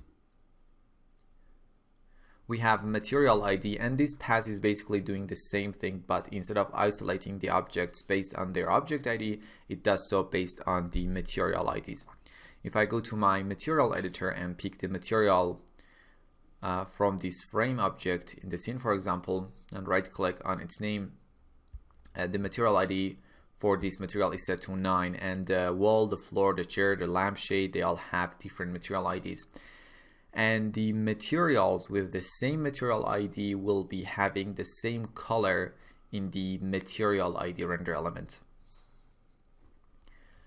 We have our render ID render element, which creates selection mask based on the node handle of each object, and we have the wire color render element, which stores the wireframe color of the object as set in 3ds Max Scene, and you can create masks based on the wire color of the objects in your compositing application. Next we have our multi-matte render element, which is the most important one and basically the most popular one, the easiest one to use in compositing applications to isolate the objects. The multi-matte render element creates red, green, and blue selection masks based on object IDs or material IDs. So this is our multi-matte render element 01 and this is 02. If I go to the render setup window again and select the first multi-matte render element and take a look at its options, we can define only 3 object or material IDs. Right now we are isolating objects with their object IDs set to 1, 2, or 3. You can see the R buffer ID is set to 1, so the objects with the object ID of 1 will have a pure red color. G buff ID is set to 2, so the object with their object ID set to 2 will be green, and B buff ID is set to 3, so the objects with their object ID set to 3 will appear pure blue in the multi-matte render element. With multi-matte, a single R, G, or B channel can be used directly as a matte, eliminating the step of selecting the color manually in the compositing software. This ease of use makes multi-matte a popular choice, and I'm going to show you in After Effects in a moment how easy it is to actually isolate an element using the multi-matte render element. If you want these IDs basically to be based on material IDs and not object IDs, you can enable Ease Matte ID option. You can add additional multi-matte render elements to isolate the other objects or material IDs. In this case, the second multi-matte render element isolates the objects with their object ID set to 4, 5, or 6. So that's about the most important matte render elements. Let's explore the utility render elements. We have V-Ray denoiser, V-Ray DR bucket or distributed rendering ID, V-Ray extra text, V-Ray illuminance, V-Ray sampler info, V-Ray sample rate, V-Ray unclamped color, and V-Ray option RE. First, let me select V-Ray extra text and use a V-Ray dirt map as its texture.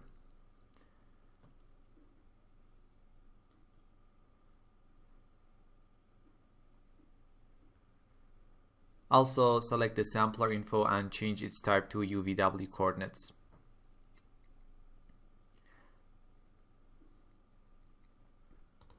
If you render the scene, the result would be the render named utility render element. First, we have V-Ray denoiser, and we have used it a lot in this course, and it removes noise. It's that simple, and it's doing such a great job. The denoising operation detects areas where noise is present and smoothes them out. And if I compare the original beauty pass with the denoise pass, you can see how clean it gets. You are not supposed to use a high noise threshold while you in your image sampler setting and assume that V-Ray denoiser can clean up the excessive noise.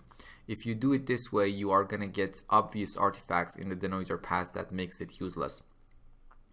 You're supposed to use an acceptable noise threshold while you're in your image sampler, maybe something like a 0.01 or 0.02, and leave the high frequency noise for the denoiser pass. And if I go to its settings, we have a bunch of presets: mild, default, strong, and custom. Default basically applies a mid-level denoising, mild applies a more subtle level of denoising than the default preset, and strong applies a stronger level of denoising than the default preset. Custom allows the strengths and radius parameters to be set to custom values. And strength is determining how strong the denoising operation will be, and radius specifies the area around each pixel to be denoised. A smaller radius will affect a smaller range of pixels, while a larger radius will affect a larger range, which will increase the noise removal. And we have update, which updates the denoiser pass based on the adjustments that we have made here. Let's maybe set the preset to mild and click on the update button.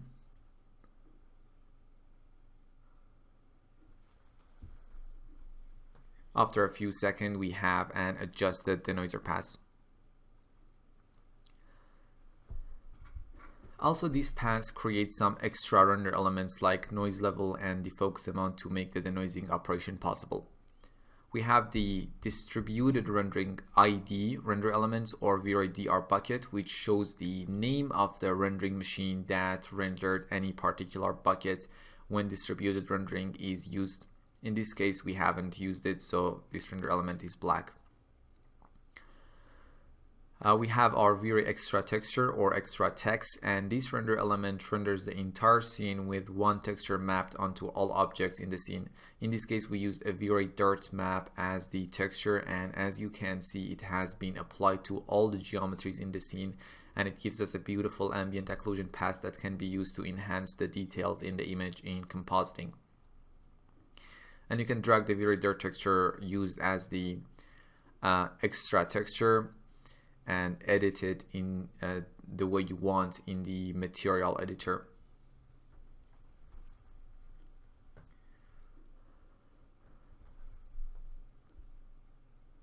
We have V-Ray Illuminance. The Illuminance render element is a grayscale or color image that displays the illumination in each part of the scene. We have V-Ray Sample Rate. The sample rate render element displays the work being done by the image sampler as a red, green, and blue image. We have discussed this pass and how to read it and use it in your image sampling in the image sampling section of the course. So you can check that lesson out if you are not sure what these colors mean. The sampler info render element provides information about various aspects of the shaded points, such as position, normal, bump normal, reflection, refraction, vectors, UVW coordinates, and so on. In this case, if I select the sampler info render element, we set its type to UVW coordinates, and that is what we see in the frame buffer. And these render elements can be used for diagnostic purposes or retexturing and relighting in compositing applications. Which unfortunately can't be covered in this limited time that we have, but you can search the web and see how these passes can be used in compositing. And we have V-Ray Unclamped Color. The unclamped color render element stores the images, colors, and textures with colors that have not been clamped. A number of settings and parameters in V-Ray, we know that they actually clamp colors so they fall within a particular range. This render element provides the unclamped version of the image. In the render setup window, we have V-Ray option RE or V-Ray render options, and this render element does not generate any render element, rather it controls some internal settings for V-Ray that are otherwise inaccessible. For example, using the EXR compression dropdown, we can specify the compression method when writing open EXR files through the V-Ray raw image file option in the V-Ray frame buffer settings. And finally, we have our geometry render elements. Geometry render elements rely on geometry to generate the render elements, and they include bump normals render element, normals, velocity, Z depth, and wire color. Wire color is technically a geometry render element, but as its main purpose is to aid masking and basically the selection process, I discussed it under matte render elements. Now let's add these render elements. So let's add these 4 render elements. First, bump normal, the normal, velocity, and Z depth, and press OK. Select the Z depth, set the Z depth min to 400 centimeters and Z depth max to 770 centimeters. We talk about the reason in a second. Also, if I go through the timeline, we have this very simple animated sphere which helps us to visualize the velocity render element. Let's stop it at frame 32 and take a look at the resulting render in the frame buffer. First, we have our bump normals render elements. This path stores the camera view as a normal map. The normals are generated using screen space, which uses the XYZ orientation of the camera view. And these render elements can be used to relighting purposes in compositing, especially the light that comes from a certain direction and needs to be adjusted. We have V-Ray normals, which is a render element that stores the camera space normal map using the geometry's surface normal. The normals render element is useful for adjusting the lighting in the composite. We have V-Ray velocity. This render element is a color or grayscale image that stores velocity information about objects that have animation in the scene, and this path can be used to produce motion blur in compositing. For example, in After Effects, you can use a plugin like a Smart Motion Blur, define this velocity path as the motion source, and this way add motion blur to the sphere without having to re-rendering the motion blur from V-Ray. And finally, we have V-Ray Z depth. This render element provides information about each object's distance from the camera in the current view. You can see in this case the polygons or objects that are closer to the camera are white, while those far away from the camera are black. We can control where exactly this white to black transition happens over the distance from the camera using the Z depth min and max value. In case of Z depth min, objects up to this distance from the camera will render as white, and in case of Z depth max, objects further than this distance from the camera will render as black. And obviously the transition from white to black happens from the distance defined in the Z depth min to the distance defined in the Z depth max. If I go to the top view and select my physical camera, you can see it has a target distance of 535 centimeters. We set the Z depth min to 400 centimeter, and if I put this value here, you can see this is the point before which all the objects will be white, and from this point the Z depth map starts to get darker until it reaches the Z depth max, which is 770 centimeter. And if I put it here as the target distance, you can see it is the end of the room, and from this point on everything is black in the Z depth map.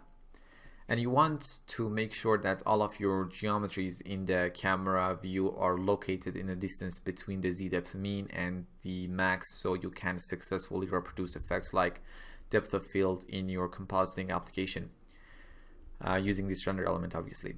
Now let's set the target distance back to 535 centimeters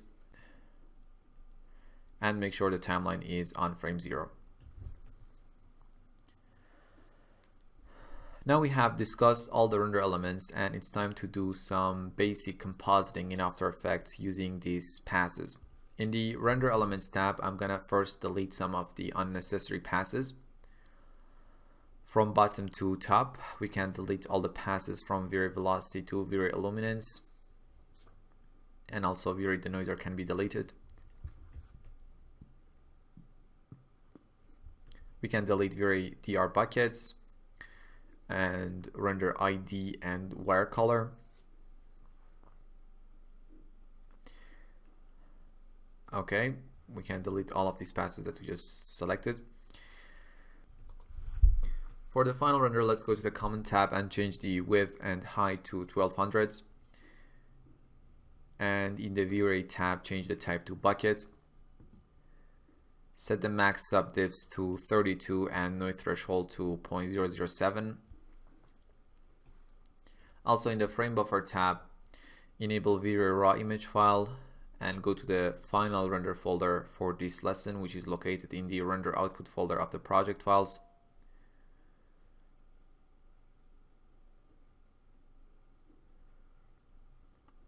Name it a blue room or something like that. Use OpenEXR. I'm not going to enable 32-bit output, so we are basically outputting a 16-bit image. Now we can press save. Also, let's enable separate render channels. Go to the final folder again.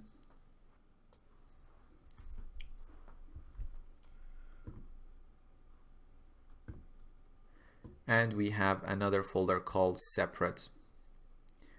Go in there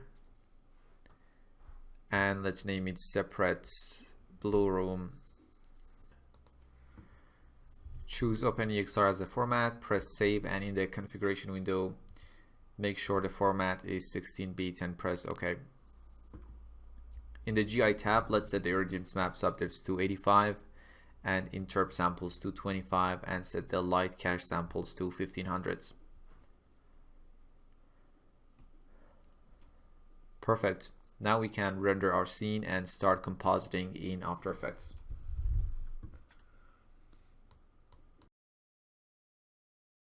Here we are inside Adobe After Effects. Obviously, we don't have the time to go through every trick in the book, but I'll be trying to cover all the basic foundations that you need to start your compositing journey.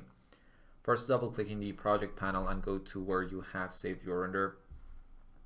In this case, we need to go to the final render folder of this lesson, located in the render output folder of the project files folder for this course. We have this EXR file called Blue Room, and it contains all the render elements. So let's double click on it and import it.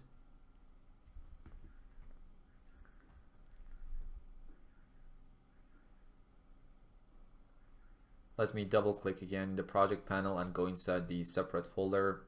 And here we have all the render elements in separate EXR files.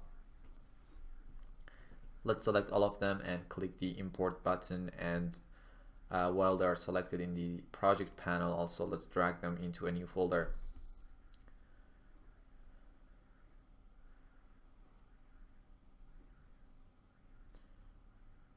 And we can name this folder separate or whatever you want.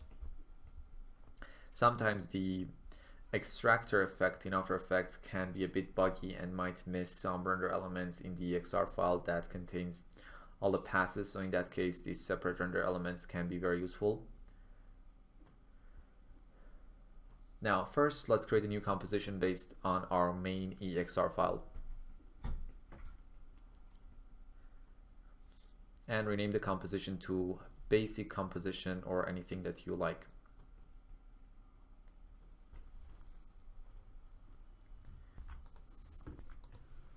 The next thing is to make sure we are working in the right color space. So from the file menu, open up the project settings window.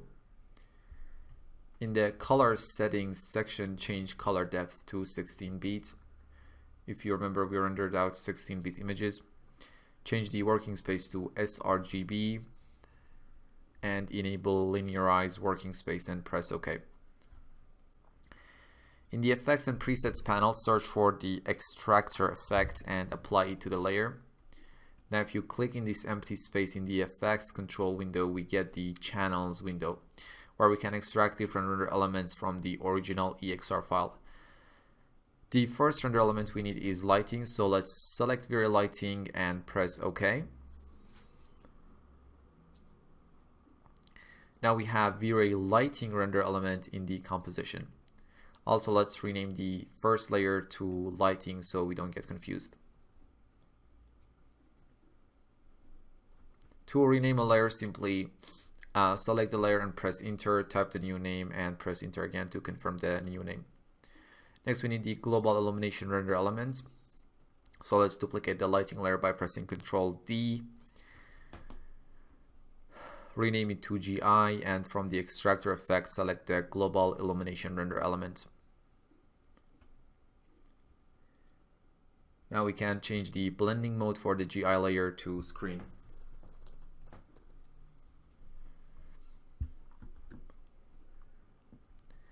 We can change the blending mode for the first layer to screen as well. So let's do that. But as it is the first layer, it doesn't really matter to use normal or screen render element. Next, we need our reflection layer. So duplicate the GI layer, rename it to reflection, and from the extractor effect, select reflection render element and press OK. Now let's add the refraction render element. The same process, duplicate the reflection layer, rename it to refraction, choose the refraction render element from the extractor, and now we have added our refractive surfaces to our render. The naming of the layer really doesn't matter, I'm just trying to stay organized here. You can see the render is coming together, and as we are duplicating the previous layers, the new layers blending mode is also set to screen. If not, you need to change blending mode to screen manually. You just need to add this layer together, basically, nothing very specific going on here. Now it's time for the specular render element, so duplicate the refraction layer, rename it to specular, and choose V-Ray specular render element in the extractor effect.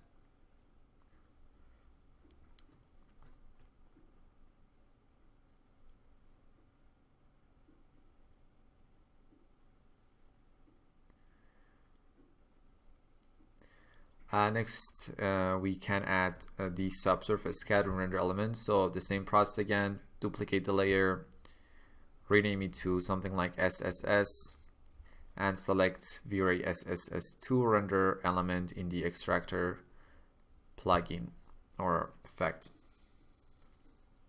And finally, it's time for the self-illumination render element. Duplicate the layer, rename it to self-illumination, and choose V-Ray self-illumination render element. And here is our final render without the background. Now let me turn off the layers and go through the render elements we used to reconstruct our final render. First, we added our lighting render element, then global illumination, next reflection. After that, we added refraction, then specular, subsurface scattering, and self-illumination. Now we are back to our beauty render basically. In this stage, we can do a lot. For example, I really want to have a much stronger scattering effect, so I can simply select the SSS layer, apply an exposure effect,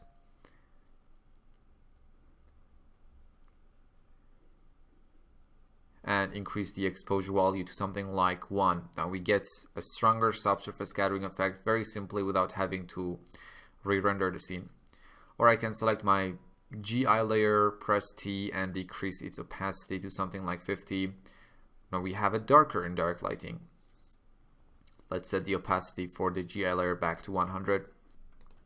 The next thing I want to show you is how to use the light select render elements to control the lighting of the individual light sources in the scene.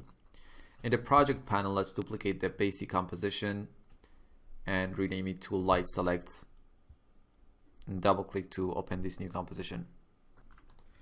Let me hide all the layers except for the lighting layer. Now we want to recreate this using the light select render element. We want to recreate the lighting render element using the light select render element. So hide the lighting layer as well, duplicate it, and rename it to light select sun. And in the extractor effect, choose V-Ray light select underscore sun and make the layer visible. And here we have the lighting contribution from only the sun. Duplicate the layer and rename it to light select underscore portal, and choose the light select portal render element from the extractor. Make sure the blending mode is set to screen, and here is the lighting contribution from the portal lights in the windows. And finally, duplicate the layer again, rename it to light select underscore candle, and choose the relative render element from the extractor.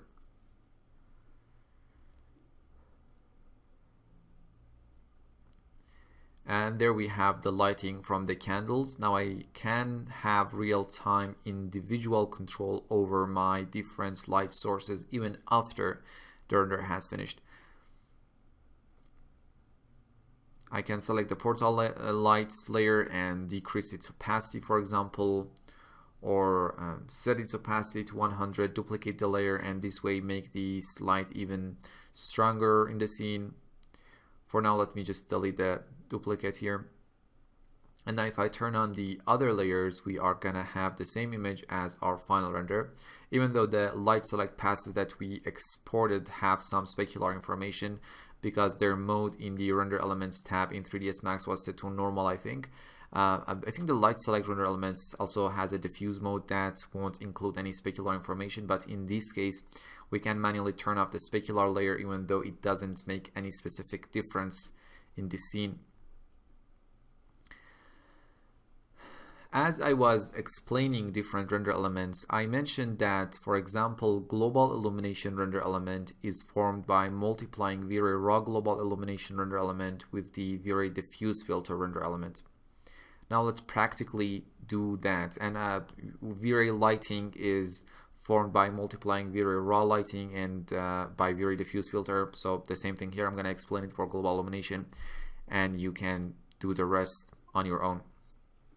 Let's create a new composition based on our original EXR file and name this composition something like GI reconstruction. Again, apply the extractor effect to the layer here.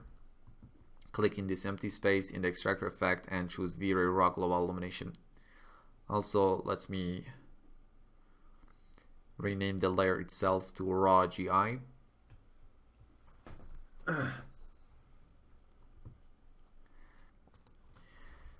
Now we need our V-Ray diffuse filter render element, so duplicate the layer, rename it to diffuse filter.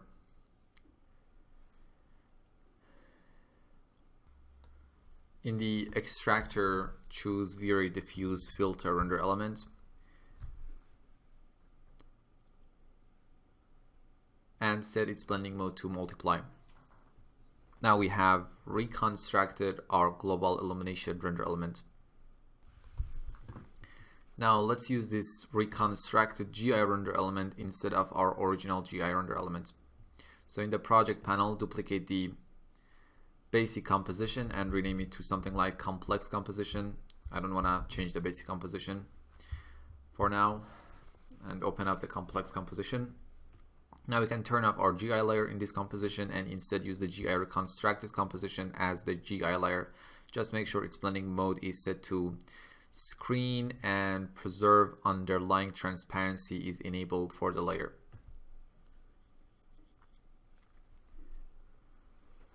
Here we can do a lot. For example, we can tint our global illumination solution without affecting any diffuse color in the scene. So in the GI reconstruction composition, hide the diffuse filter layer for a moment and apply a curve color correction to the GI layer. Just go to the red channel and make the image a bit warmer.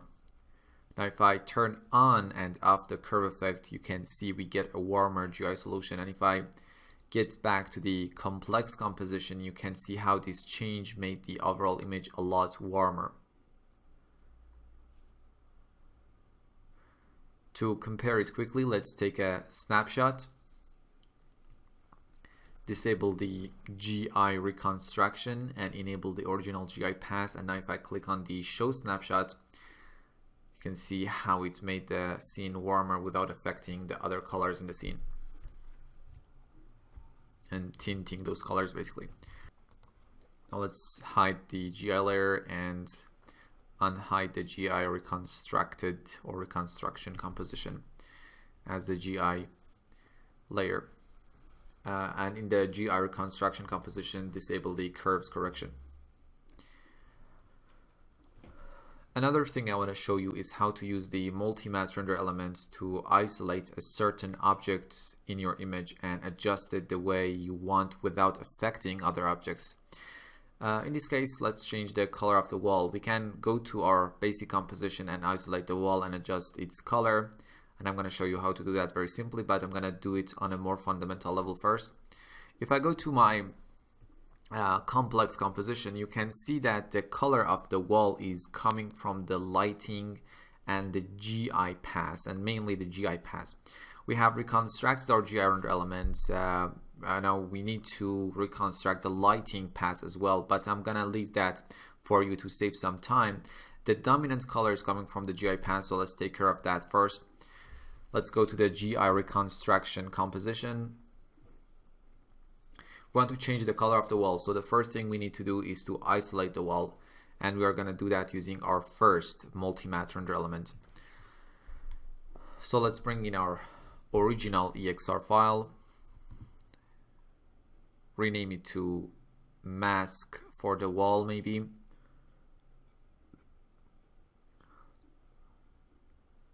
apply extractor, and select multi-matte element 01.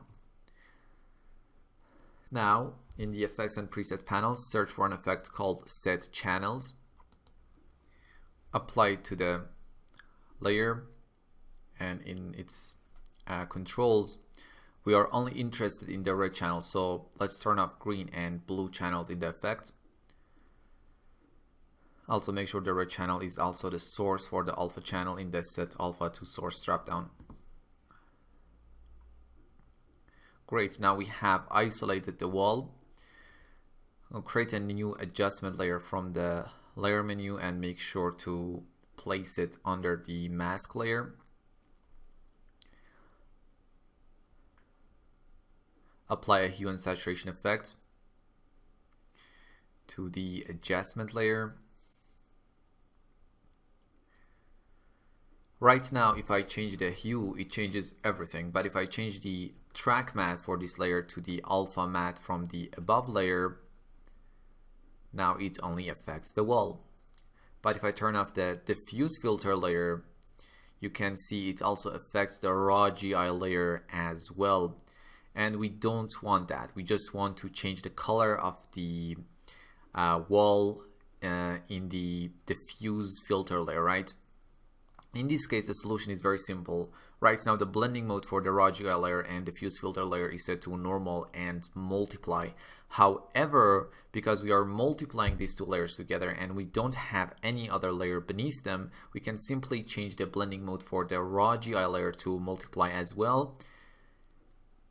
And the order of these two layers really doesn't matter in this case. It doesn't matter which one is above which. So I can set my raw GI layer on top of everything, and this way the adjustment layer only affects the diffuse filter layer, because adjustment layers only affect the layers that are beneath it. Now we can change the color of the wall the way we want. In this case, let's use, I don't know, maybe something like 322 degrees as the hue, a beautiful green color. There we have it. We have changed the color of our wall. Now if I go to my complex composition, you can see the wall has a new color, but we are still getting some of that original color from the lighting pass, and we need to adjust that too. And I'm gonna leave that to you. Simply reconstruct the lighting pass by multiplying the very raw lighting and very diffuse filter, isolate the wall and adjust its color the way we did it in the for the GI pass, and use the resulting comp instead of the lighting layer in the complex composition. Or we can simply select the adjustment layer and the mask layer, press Ctrl and C to copy them, get back to the basic composition, press Ctrl and V to paste those two layers, make sure the adjustment layer is below the mask layer. And now we have changed the color of the wall, and it works just nice and fine here.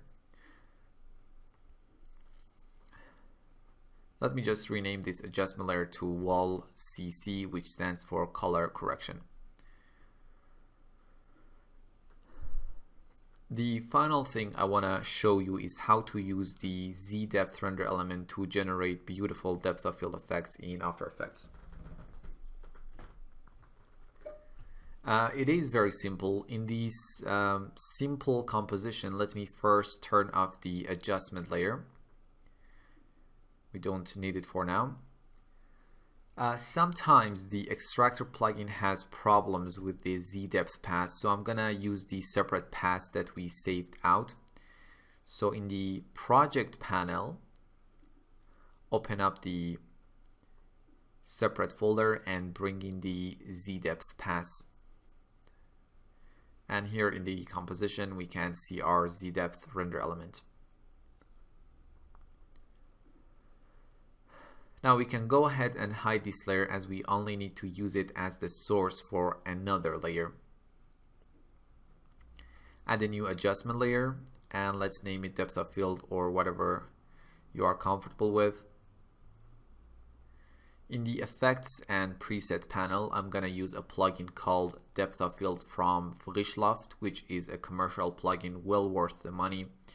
If you don't have it, you can use the native lens blur effects, and it's doing a similar job, but this plugin is, in my experience, is doing much better job, and it really produces beautiful depth of field effects, and it gives you tons of controls to control the iris shapes and stuff like that, which makes it amazing. In this plugin, first you need to define the depth layer, which is our Z depths. There we go. Make sure to define this. Radius controls the amount of blur that you want. Let's set it to 10 for now. Just we can obviously see where is in focus and where is out of focus. Using select depth, you can define the focus distance of your camera simply by clicking on the object that you want to be in focus. In this case, let's select the books. Now the books and everything in the same image plane will be in focus. Basically everything that has the same distance from the camera as the books will be in focus, right? And now it's basically when you click here, the plugin is actually picking the shade from the Z depth path that we have defined as the depth of field layer. And this way, basically everything that has the same shade and is in the same image plane and has the same distance from the camera will be in focus. If I select this candle, they will be in focus, or if I select this frame here, the books, the candles, and the chair will go out of focus. I mean, we are using an 80mm lens, so we don't have much perspective and much depth, so but we still getting this beautiful depth of field effects. Okay, let's make sure the books are in focus for now.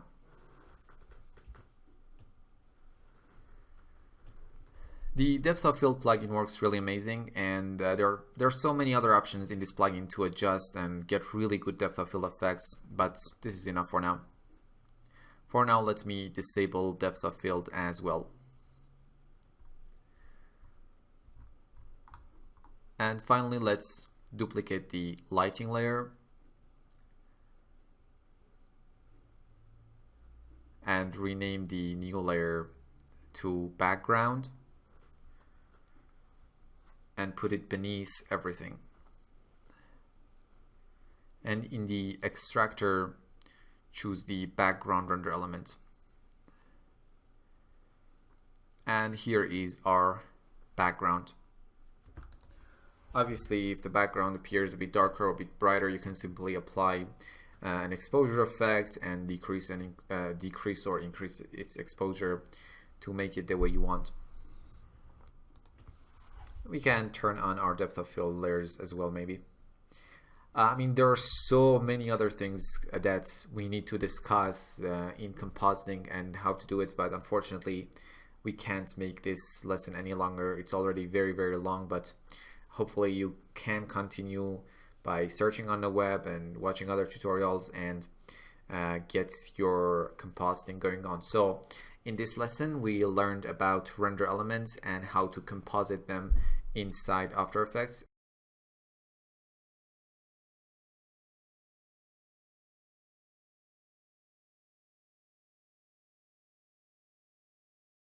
In this lesson, we take a look at very quick settings.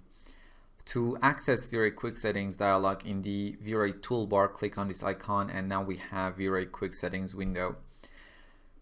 Instead of having to go through all of those complex render settings, here you can control the overall quality of your render in a very simple and user-friendly interface.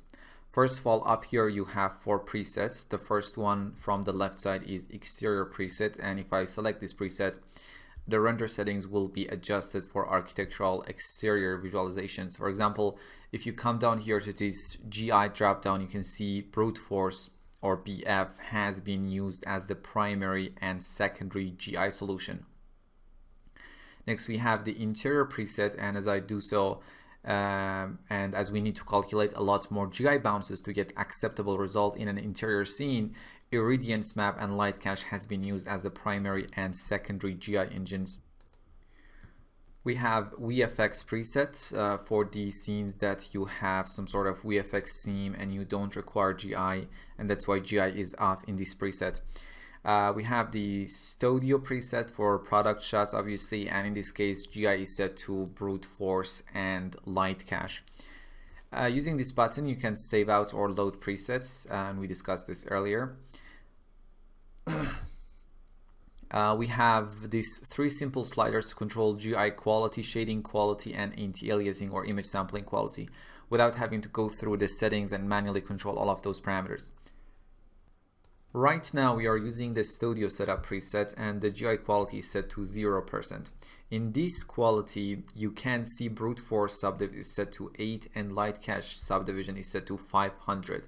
If I increase the quality, let's say to 50%, now brute force subdivs is set to 32 and light cache subdivs is set to 1500s. And this results in a cleaner render, obviously, but with increased render time. But we didn't have to go through and manually control all of those stuff, right? Which is good. Using this drop down, you can select different GI combinations for primary and secondary engines.